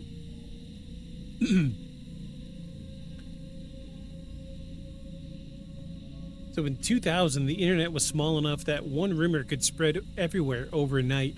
Message boards like rec.games.video.arcade and Mame World lit up with speculation. Posters debated whether Polybius was a lost prototype, a government experiment, or an elaborate joke. The patterns mirrored early urban legends. An anonymous seed post corroborated by "I remember that" replies, each expanding the myth. A self-replicating narrative. The effect was exponential, and within a week, someone had mocked up a fake flyer. A month later, another user claimed to have seen the cabinet in Coin Kingdom in Beaverton. Each new comment added texture, screen effects, colors, sound frequencies, none consistent and all persuasive. Then came the ROM hunt. Mame, the arcade emulation community, thrived on rediscovery. Preservationists dumped thousands of ROM chips from decaying cabinets to archive gaming history. When Polybius entered conversation, enthusiasts began scouring old collections for any ROM labeled Poly or PLYB or SLSN. Nothing legitimate surfaced, and yet soon mysterious zip files began circulating under names like Polybius.zip and Sinis.zip and Polyb-V01-rar. Each promised the real deal. Most were hoaxes, simple shooters reskinned including strobing lights, German text, or subliminal flashes reading obey or consume. Some were malware, others were art projects testing how easily belief could override evidence. A few hobbyists tried to play them anyway. Some claimed nausea, headaches, and even minor hallucinations. After extended sessions, most likely it was the flashing or rapid color cycling. The human brain doesn't like 15 hertz strobe patterns. But the coincidence was too delicious for forums to ignore. Players getting sick just like the old legend. And in 2006, a pseudo-anonymous poster called himself Stephen Roach appeared in a UK gaming forum claiming to be one of the original developers. interesting this name comes up because it was mentioned on coinop.org. He wrote that Polybius was created by a group of South American programmers working for a company contracted by the U.S. government to test reaction times and addiction patterns in youth. According to Roach, the project was canceled after adverse effects on players. These machines were recalled, data confiscated. His post spread like wildfire. But when journalists reached out, the IP addresses traced to a residential connection in England. Investigators discovered the same user had previously created fake histories for other obscure games. When challenged, Roach vanished, his account deleted, his site offline. Still, for many, he'd done enough. His confession filled a void the legend required, a voice from the inside. Even if he was lying, he gave Polybius shape. And by the late 2000s, Polybius had moved beyond rumor into hobbyist obsession. YouTube's early days were a breeding ground for the lost game exposés. Grainy thumbnails promised rarest game ever found, and government hid this from you. One video from 2007 claimed to show an authentic footage, and an abstract screen rippling with geometric waves, text in distorted German. Analysts wrote that they tore it apart within days. Fonts pulled from Tron. Music from Amiga demos. Encoding date 2005. Fake, but the damage or the magic was done. Viewers remembered the image more vividly than the debunking. Soon, independent developers began creating playable homages, eerie shooters designed to simulate sensory overload. A web game called Polybius Rebuild appeared on Newgrounds. Another titled Sinnoschlossen version 1.0 circulated on torrent sites, featuring an in-game message that read, "You shouldn't be here." Even the fakes multiplied faster than anyone could track. The myth had become open source. And then something strange happens when enough people search for a fiction. It starts to leave real evidence behind. Search engines index the word Polybius alongside genuine vintage arcade terms. People uploaded doctored cabinet photos to Reddit. Blogs cited one another as proof, forming a closed circuit of credibility. And soon, casual readers couldn't tell what came first, the rumor or the documentation supporting it. The story achieved critical mass, a self-sustaining hoax fueled by communal creativity. Skeptics call that false memory contagion. Believers call it digital haunting.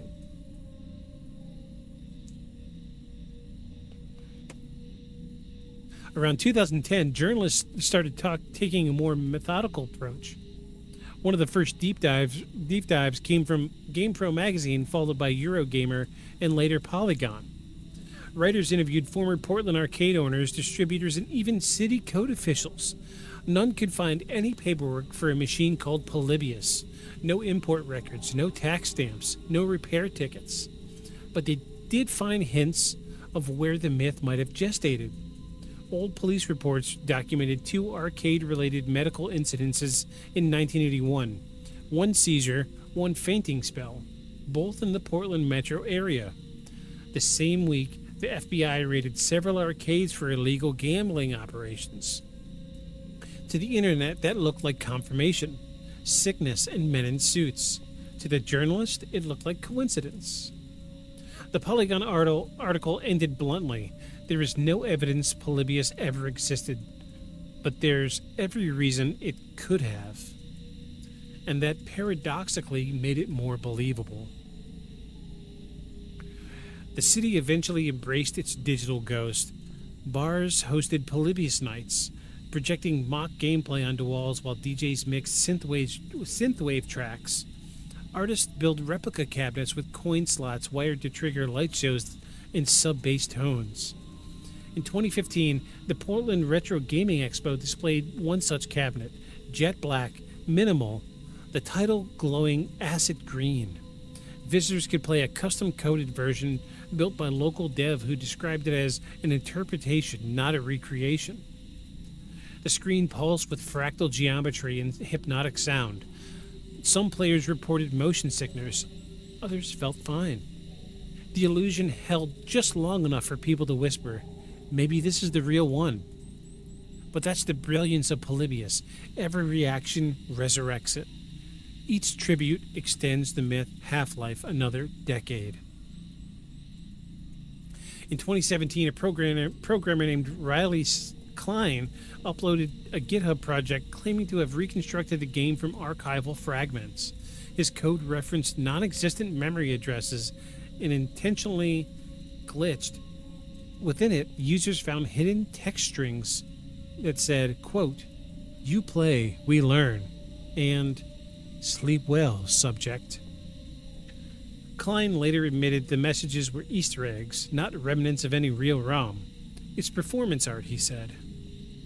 But by then, the conspiracy forums had scraped and reposted the code, presenting it as decompiled evidence of a CIA involvement. The cycle repeated. Debunking lost to echo. Enter the pop culture machine. Hollywood and mainstream media caught on. In 2012, The Simpsons slipped Polybius Cabinet into an arcade background gag. Its marquee reading, "Property of U.S. Government." Loki, Ready Player One, and Wreck-It Ralph all hint nods to the name. It was in Ready Player One? I gotta see it. I'm a huge fan of Ready Player One.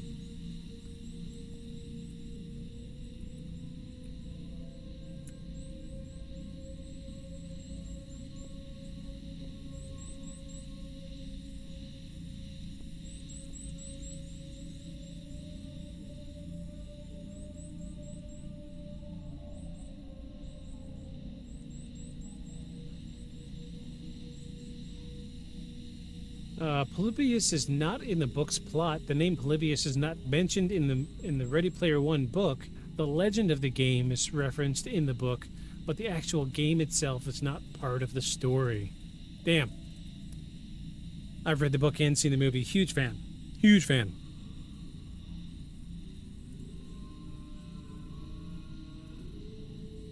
Each appearance, though satirical, blurred the boundary further. For young audiences, Polybius felt as real as Pac-Man. When fiction references fiction long enough, reality forgets which layer it's on. So then there's the psychology of belief. Neuroscientists studying digital folklore point out how Polybius exploits three human biases. Authority bias. Government involvement lends instant gravity. Scarcity bias, a, quote, lost game, triggers collector instinct, and contamination fear, a sense that media itself can harm or reprogram you. Those ingredients make the story self-sustaining. The less proof exists, the more power the myth gains. A user named Hex Agent summarized it best in a 2010 forum post. He says, quote, "If someone released the real cabinet today, no one would believe it. And that's why it's perfect." End quote.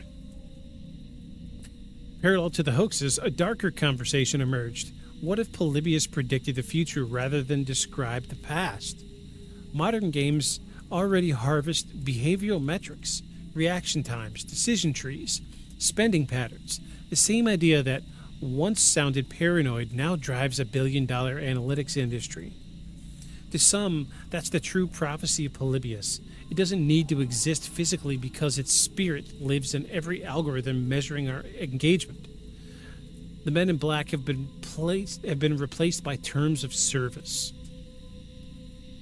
In one interview, a cybersecurity expert put it bluntly. He says, quote, "Polybius is the first creepypasta about surveillance capitalism. We became the test subjects after all. Only now, we pay the privilege." Developers continued experimenting in 2017. British developer Jeff Minter, famous for his psychedelic shooters, released his own legitimate game titled Polybius for PlayStation VR. He insisted the name was an homage, not an adaptation, but the sensory barrage was deliberate. Tunnels of color, pounding techno, hypnotic speed. Reviewers called it euphoric. Some called it overwhelming. The myth had had completed a perfect circle, a fake game inspiring a real one that reproduced the sensations described by fake witnesses. If you play Minter's Polybius in VR, the illusion of falling through light feels uncannily close to the earliest depictions, proof that myth can inspire reality until they're indistinguishable. Now, am I the only one that wants to see gameplay of Polybius in VR? Surely, right? Somebody agree with me so I can look it up. Because the way this is written, it surely sounds like Polybius for PlayStation VR is the closest reproduction of the original.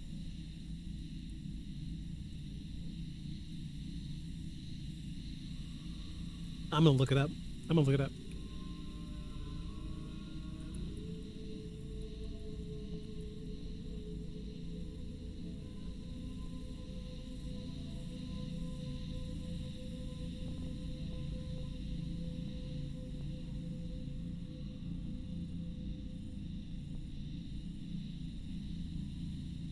Ooh, okay. We're going full screen on this, folks. Just a heads up. Probably a flashing light warning here. If you've got issues with flashing lights, you may not want to watch this part. So, this is the closest recreation we've had of Polybius, and this is in VR. I don't want to play the audio because I don't want to get dinged, but let's experience this together.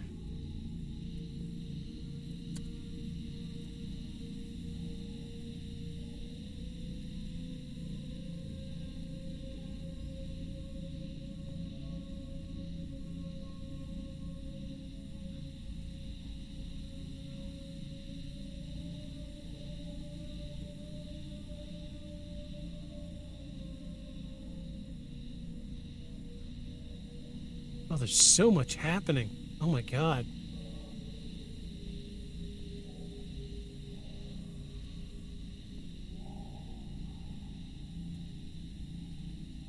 Yeah, okay, so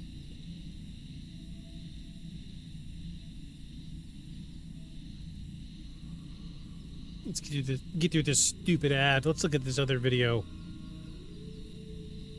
Oh my God, ads, people. Here's your free ads, everybody.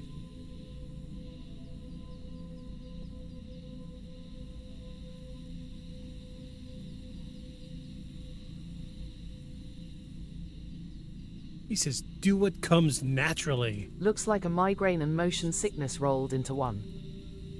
Okay, so it starts out simple enough, right?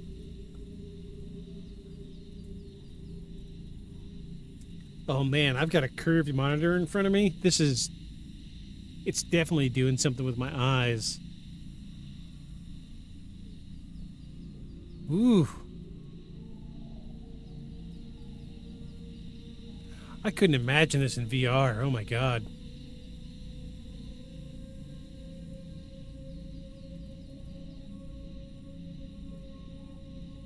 So that's level 1.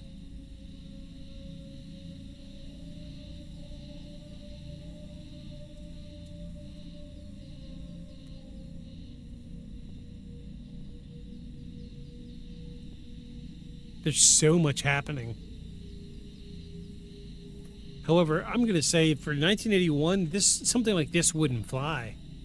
I don't think we had the hardware to make this work.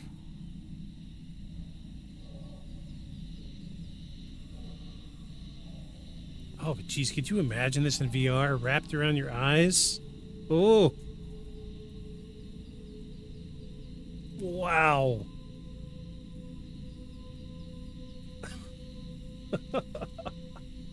That's wild, man. That is wild.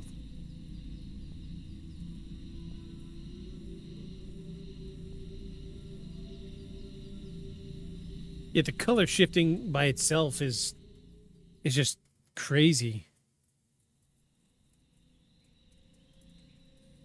I mean, I could see something similar to this in 81, but nothing this advanced.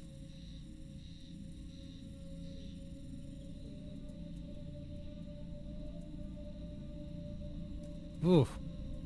When those colors shift. Golly. Yeah. Yeah, that's a lot. That's a lot. I'm not gonna lie, my eyes feel a little weird after that one. I see why people said that there was something weird about it. Like, I'm seeing it like full screen, and after a couple drinks, I'm a little woo-woo after seeing that. Yeah. Just get me a little uneasy.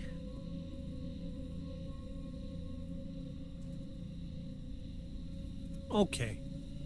So we've come up to 2020. So by 2020, dedicated Discord servers and subreddits hosted nightly debates dissecting every pixel of supposed screenshots. Members compared timestamps, hex dumps, and 1981 distributor manifests. One moderator joked, "We've become the test subjects now." If it wasn't entirely a joke, several users reported dreaming about playing the game after long research sessions.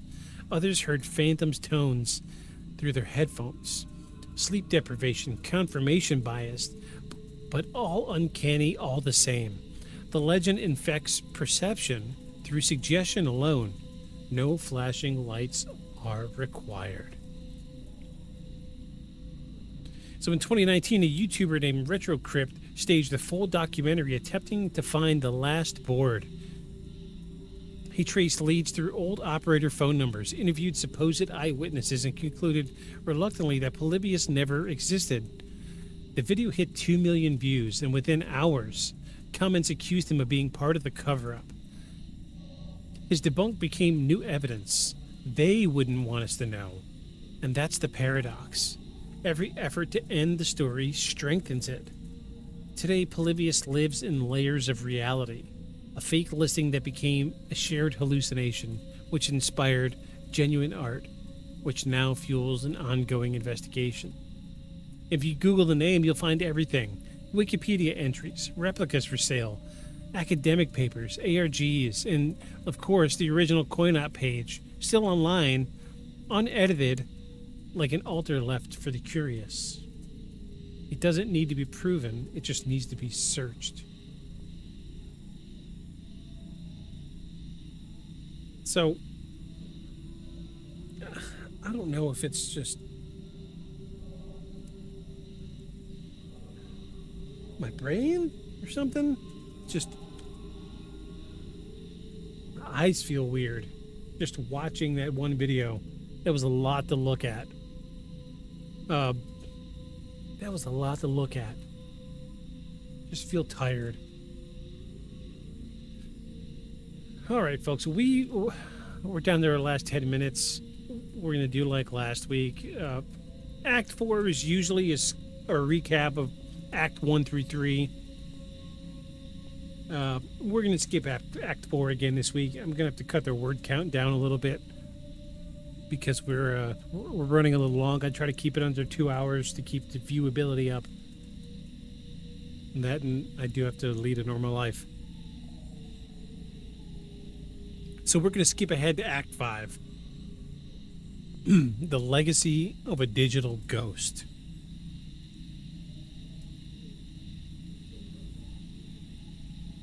My freaking eyes feel heavy after watching that video. If you don't believe me, find that video of Polybius in VR. The 20-minute one. Go full screen and lean in. You'll see what I mean. It's just, I mean, it's been a couple minutes and it's just still fucking with my eyes.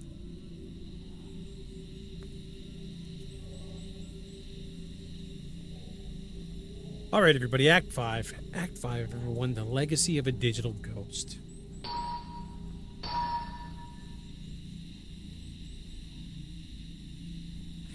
So if the legend of Polybius began as a rumor, it has since evolved into something far stranger. It started with an anonymous post, a few secondhand stories, a handful of names whispered across message boards, and yet decades later, it remains one of the most persistent mysteries in gaming folklore. It's no longer a question whether Polybius was real. It's a question of why we need it to be.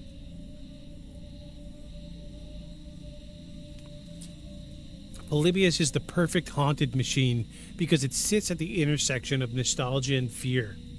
For older generations, it represents a time when technology was still tangible, when you could touch your obsession, when screens had weight. Literally, screens had weight, right?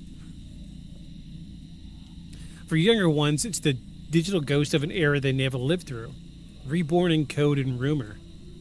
The legend persists not because it's terrifying, but because it's intimate. It doesn't hide in the woods or dark corners of a house. It hides inside something we loved. The horror isn't that the machine could control your mind, it's that you might handle the control yourself. In 2003, psychologist Dr. Karen Ellison published a paper on synthetic memory phenomena using Polybius as a case study. She proposed that the human brain treats shared information on the internet much like personal experience. When enough people describe a sensory detail, flashing green lights, geometric patterns, nausea, our imagination fills in the rest. We begin to remember things we never experienced. It's a form of communal dreaming. We build the memory together and then forget who started it. And that's how Polybius spread, not through code, but through suggestion.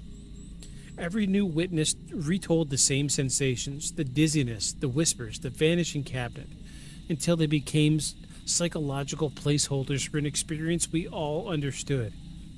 The addictive, overwhelming rush of early digital life. In that sense, Polybius is real, not as a machine, but as a symptom. So look at what the legend did. It tested people, it measured curiosity, it rewarded obsession, and it proved that fear and fascination share the same neural circuitry.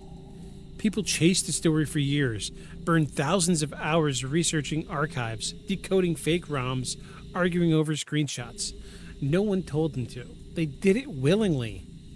And that's the cruel genius of Polybius. Even if it never existed, it performed the experiment anyway. It measured belief. If the rumored machine collected data through gameplay, the modern myth collects data through attention. The experiment never stopped, it just migrated to the cloud. Every generation writes its own ghost stories to explain what it fears most. For Victorians, it was death and morality. For post-war years, it was radiation and invasion. For us, it's an information, and the way it rewires who we are. Polybius reflects that perfectly. It's a story about technology so advanced, it reaches past entertainment into identity. A story about losing control not to monsters, but to algorithms. The cabinet's black screen, glowing hypnotic color, becomes a mirror. You're not watching the game is watching you. In 2019, artist and programmer Janice Hart released an installation piece called Polybius, The Feedback Loop. It wasn't a game, it was an experience. Visitors sat in front of a custom-built cabinet displaying nothing but shifting geometric forms, while sensors measured their pulse and eye movement. The visuals changed based on their own heart rate. If you panicked, the game slowed down. If you relaxed, it sped up. After 5 minutes, most participants reported mild disorientation and strange emotional attachment.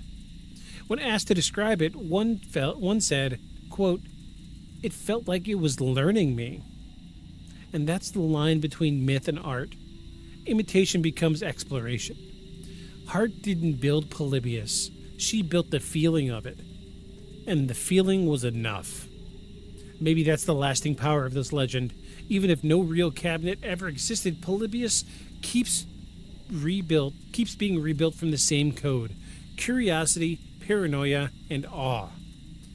We play it without realizing. Portland has long since embraced the ghost in its circuitry.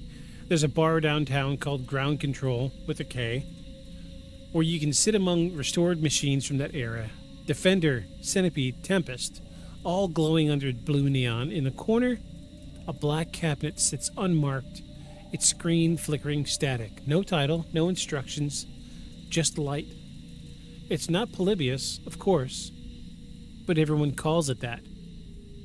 Sometimes myth is more powerful than fact. You know what? I'm going to copy this place. We're going to look it up here in a minute. When you strip away the urban legend, Polybius is really a story about trust. Who do we trust to shape our perception? Who gets to decide what feels real? In the early 1980s, the arcade was the edge of the digital frontier, a place where technology still felt magical. Now that frontier lives in our pockets. We still feed quarters into glowing machines. They just look like smartphones now. Each app is Polybius in miniature, designed to keep us playing, keep us scrolling, keep us conditioned. Each one learning, adapting, reshaping behavior through reward loops, and we barely notice. The only difference is that the Men in Black don't need to collect the data anymore. We upload it ourselves. And there's an irony at heart of the story. The real Polybius, the historian, believed that control through repetition and spectacle was the foundation of an empire. He warned us that societies collapse when they become addicted to their own distractions. 2,000 years later, a rumor about mind-controlled video games proved him right. Whether the cabinet ever existed doesn't matter anymore. The world around us did the rest. Somewhere out there in the sprawling archives of the internet, the original coinop.org page still exists, unchanged since 2000. And every time a new viewer clicks it, the counter ticks upward. Every new visitor restarts the experiment. The cycle repeats. Fascination, research, disbelief, obsession, a loop. And maybe that's how it's always meant to be. A game that can never be beaten because the act of playing is the game. When you stop looking for the cabinet, you realize it was never about finding proof. It was about testing faith. And if you peel away the myth and look at what remains, Polybius is really about 3 stories woven into one. A story about the dangers of curiosity, the kind that leads you down rabbit holes you can't climb back out of. A story about manipulation, the way power hides behind pleasure, how a flashing light can shape a mind faster than any weapon. And a story about us, a hunger to believe, to connect, to make meaning out of static. Those 3 stories never die because they're not tied to a single machine. They're tied to human nature. So imagine it, a quiet arcade at closing time. The machines dim one by one until only one remains, the black cabinet, screen pulsing faintly like a heartbeat. You approach. The title flashes Polybius. You press start. No instructions, no score, just patterns. Spirals of color, sound, and rhythm that pull you in. You play until you lose track of time, until you forget why you came in, until the shapes become thoughts and the thoughts become you. And when the lights come back on, the cabinet is gone. Maybe that's what really happened in 1981. Or maybe it's happening right now. Every time you stare into another glowing rectangle and feel the world outside begin to fade.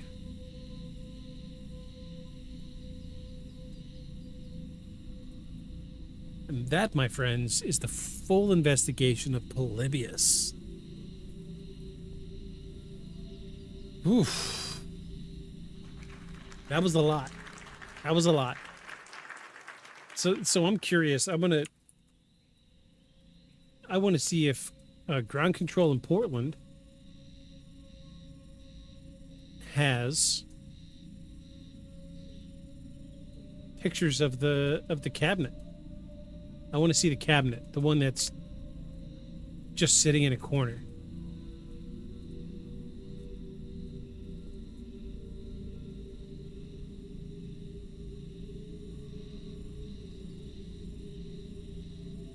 Oh my gosh, there's so many photos of this place. Oh, this place looks amazing. I want to go. I want to go.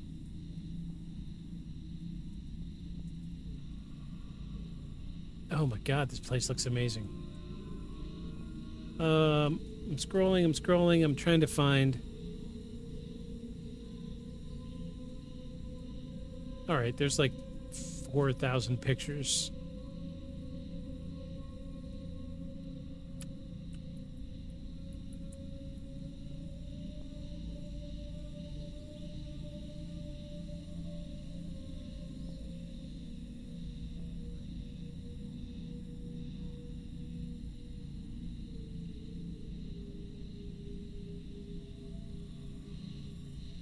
No.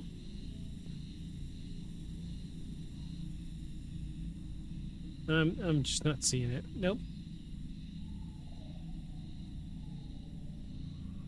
Okay, well, I thought for sure somebody would have taken a picture of it. It's probably there in the Google Maps, but I am not digging through all of those photos to find one. So very interesting. What a story. What an absolutely mind-boggling story that we dealt with tonight. Oh my gosh. Polybius, everybody. Polybius. Round of applause for Polybius. My eyes still feel a little bit weird after watching that video of the PSVR. It might be my drink that I'm having. It's a little stronger than normal. As I say, as I take another sip.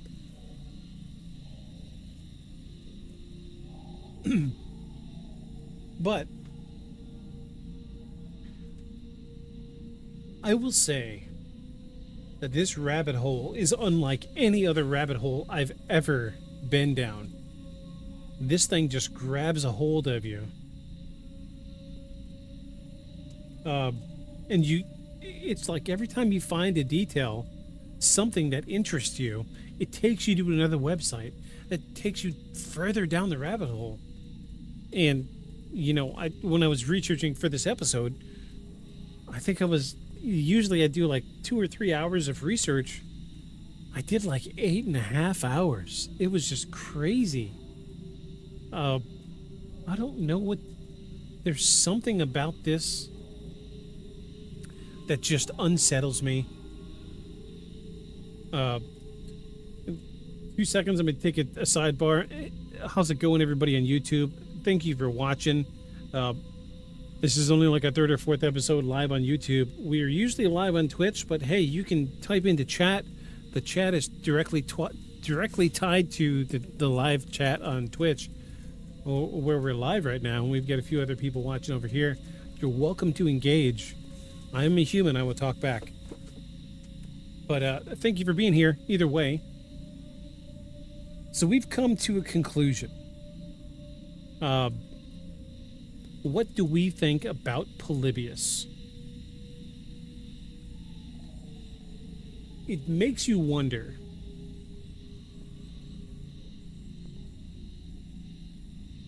When you have a subject that has so much evidence, first-hand accounts,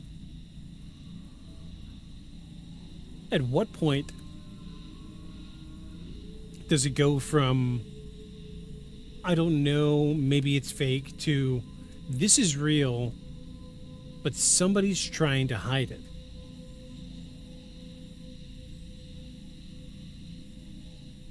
And when I think about the research for Polybius, these are the questions I have, all right?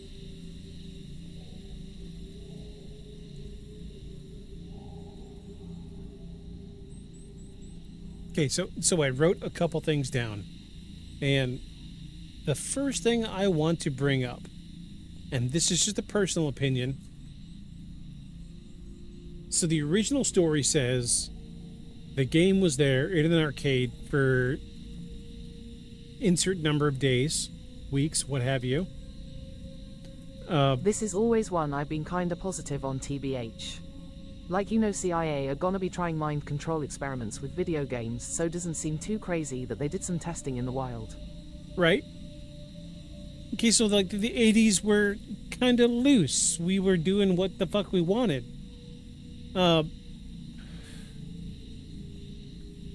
So I do have one argument. And that argument is, if these gaming cabinets disappeared in the middle of the night, who let them in to take the cabinet? You're not just going to kick in the door, take one cabinet that didn't have a board in it, because it was, according to first-hand accounts, the board was removed days before. So we've got essentially a freaking plywood cabinet with a glass screen and a TV in it. That's it. It brings up two questions. One is, why wouldn't they just leave it there? And two, but how did they get in? Right? I mean, like, the story says that it was there and then overnight they took it. So did, like, the owners of the arcades give keys out willy-nilly to people who worked on cabinets? I don't know. It just seems strange that a cabinet would disappear overnight. However, if it was the CIA that was doing this, NSA, what have you, sure, they could pick a lock. They could do what they want. They could. I'm certain that they could make their way into my home anytime they wanted, and I would never know they were here. It's a little weird in the middle of the night, but let's go back to Act 1, where we have all these first-hand accounts of people who say they played the game, or seen the game, or seen somebody play the game, or know somebody that's played the game, or know somebody that's seen a game, or heard of somebody that knows somebody that's seen the game.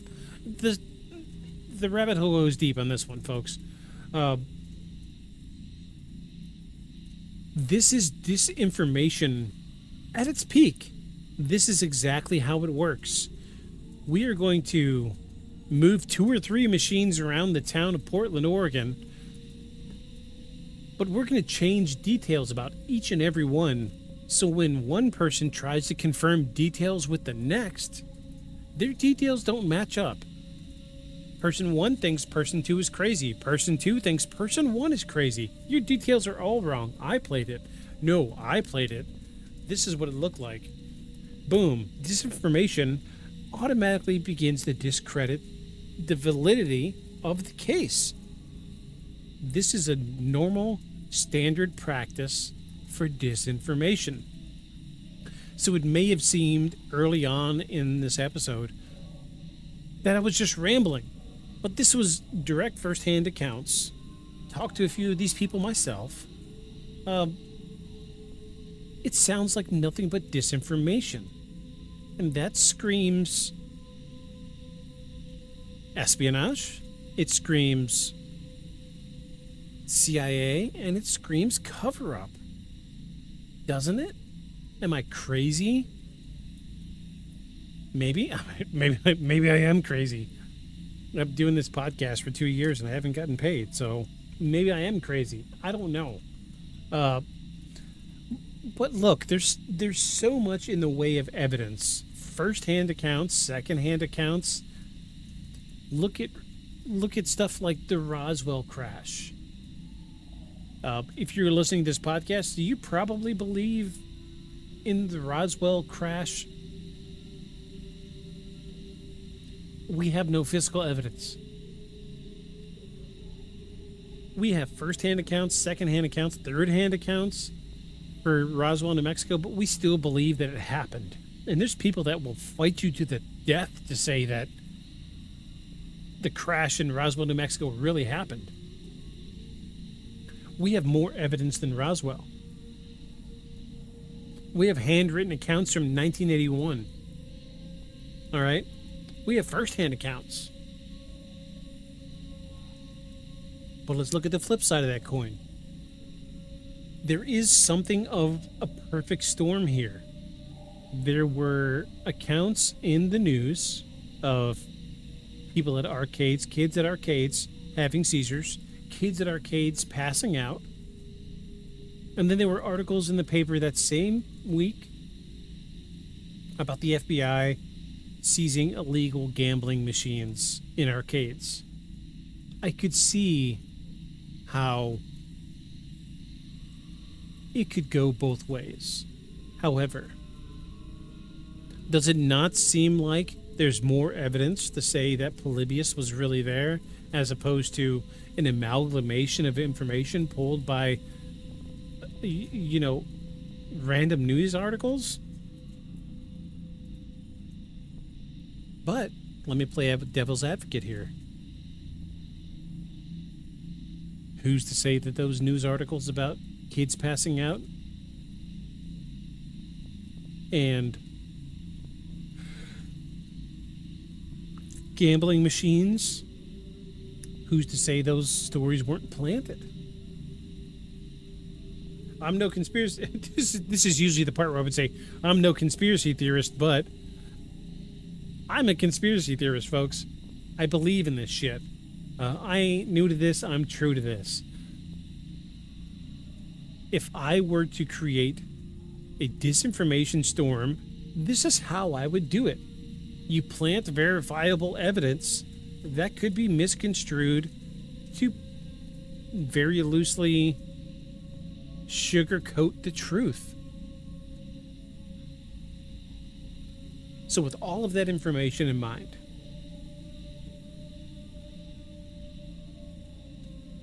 I'm going to say the story of Polybius, the cursed arcade game that drove players insane,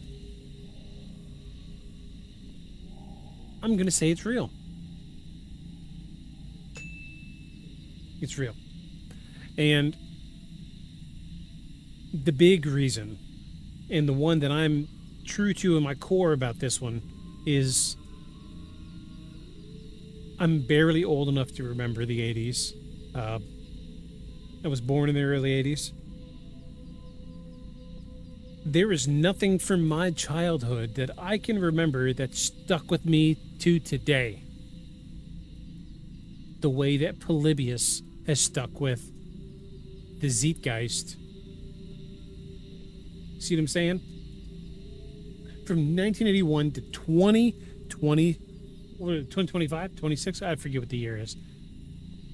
I don't ever look at the year. 25. It's 2025, right? 25? Wait. Hold on. Oh my gosh. Shame on me. I literally have to Google what the year is.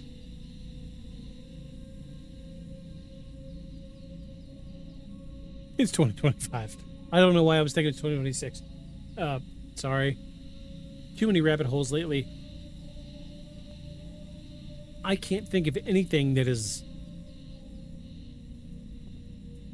rooted itself so deeply from 1981 to 2025 and is still relevant today outside of other conspiracy theories. Kennedy assassination, the moon landing. I'm sorry, but I don't think we went to the moon. Kennedy Rose living in the future. Maybe I am. I am a little embarrassed to admit how many times I have to ask my wife what my birthday is because I'm not good with dates. But yeah, like Kennedy assassination. He wasn't assassinated by what's his face. I can't think of his name right now, but he wasn't assassinated by dude. It was an inside job. New evidence recently has proven that the shot came from the front of the car, not the side or the rear. If you follow the X-Files lore, then it was the smoking man from the sewage drain.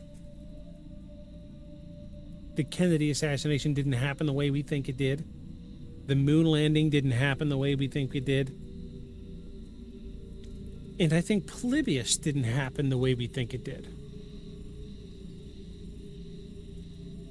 It's a really interesting case, to say the least. Homework for this week. You get bored, go down the rabbit hole. Look at the Wayback Machine the way I did. Keep an eye on the year. It was really weird. I've been using the Wayback Machine for years now. I've never seen it jump years like that before. It unsettled me a little bit. I'm going to have a conversation with a buddy of mine about that in the near future, because there was something about that that just didn't set right with me. But, I mean, that's the way it is, man. That's the way it goes. Very strange case. I encourage you all to go down the rabbit hole and learn some things for yourself. Make up your own decision. But I'm going to say that Polybius is real. I wouldn't say it's paranormal, but there is something very strange going on here. And I'm just not sure what it is. It's very bizarre indeed. So, what an amazing case. What an amazing case. What an absolutely amazing case. Thank you to everybody that's been watching. I saw we've had a couple people watching on YouTube this whole time. Thank you, YouTube viewers. You all are amazing. Thanks, Blip, for your sub here on Twitch. For those of you that don't know, we are live every Sunday evening, 5 p.m. Eastern Standard Time. We are very alive on Twitch, first and foremost. And if you're watching on YouTube, thanks for being here. If you're watching on Twitch, thank you for being here. Thank you, Blip, for being here. Thank you, Shark, for being here. I don't have anything specifically planned for next week. It's been a few weeks since we've had a good UFO or alien encounter case, so maybe next week we'll do aliens. Extraterrestrial sounds right. Give a quick shout out to Shauna Kendall. Thank you for your sub or your subscription on YouTube. You're amazing. Thank you, every single individual that subscribes to this channel, be it Twitch, Spotify, YouTube, Apple Podcast, wherever you're listening. All of you means so much to me. Thank you so much. Before I do our little closing statements, I got a little ramble I got to say. If you have a personal story of something that's happened to you, paranormal, spooky, strange, feel free to email me at beyondshadowspodcast@gmail.com. You can email me anytime you want. And if email's not your thing, check out this QR code. Oh, wait, my camera's backward. This QR code right up here. You scan that, that'll take you to our links. Everything's there. Spotify, Facebook, YouTube, Instagram, everything. It's all there. Give us a follow, give us a like. You do not have to sub. This is not one of those channels where you got to pay to be here. I'm glad every single one of you are here. I will keep this as ad-free as possible as long as I can. But feel free to email me if you've got a personal story, something paranormal that's ever happened to you, ghosts, UFOs, werewolves, vampires, zombies, whatever. Email me at beyondshadowspodcast@gmail.com. I will be glad to hear your story. Let us know if we can read your story out on the air, and we'll tell everybody will get to hear your story. If not, just leave a little note. Tell me if you don't want your name thrown out there. It's totally fine. But we're going to leave it at that, and I have one tiny little closing statement to say before we go. And thanks again, everybody, tonight that showed up. Thank you, Shark. Shink, thank you, Blip, and all you guys on YouTube watching tonight.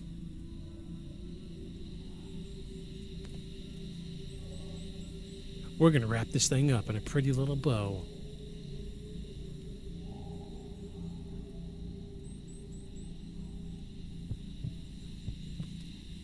It's funny how every generation thinks they're too smart to be fooled. We laugh at the stories our parents believed. Haunted houses, cursed videotapes, phantom broadcasts, and then we go home and stare into a different kind of screen. One that watches back. The legend of Polybius isn't about a game that hurt people. It's about the part of us that wants to be tested. That part that wants to press start, even when we shouldn't. Did our sounds just quit? Oh, there they go. Okay, weird. Wow. Okay, weird stuff happening tonight. Because deep down, we all wonder what would happen if something we loved started loving us back. If the light behind the screen wasn't just code, but curiosity staring straight through us. And maybe the game never existed. Maybe it still does. Maybe it was never a machine at all. Maybe it was a mirror. And if that's true, the next time you see the glow of a monitor in the dark, and you find yourself rose deep in an arcade, and one in the corner catches your attention. Screen flickering, flashing geometric shapes through the dust on the screen. Don't approach it. Don't press start. Don't drop a coin in. But whatever you do, make sure you follow us. Beyond the Shadows. Good night, everybody.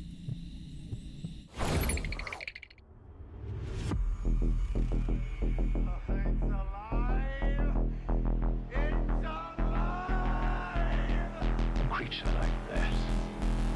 How would it ever die? And this monster starts running right at me. Annihilated by nuclear bombs. Beast is not dead. I put 4 bullets into him. Oh, you're crazy. But I saw that monster too. All I want is for someone to believe me. Contaminated. Face. Horrible. Look like it would scare you to death. All right, let's get to work.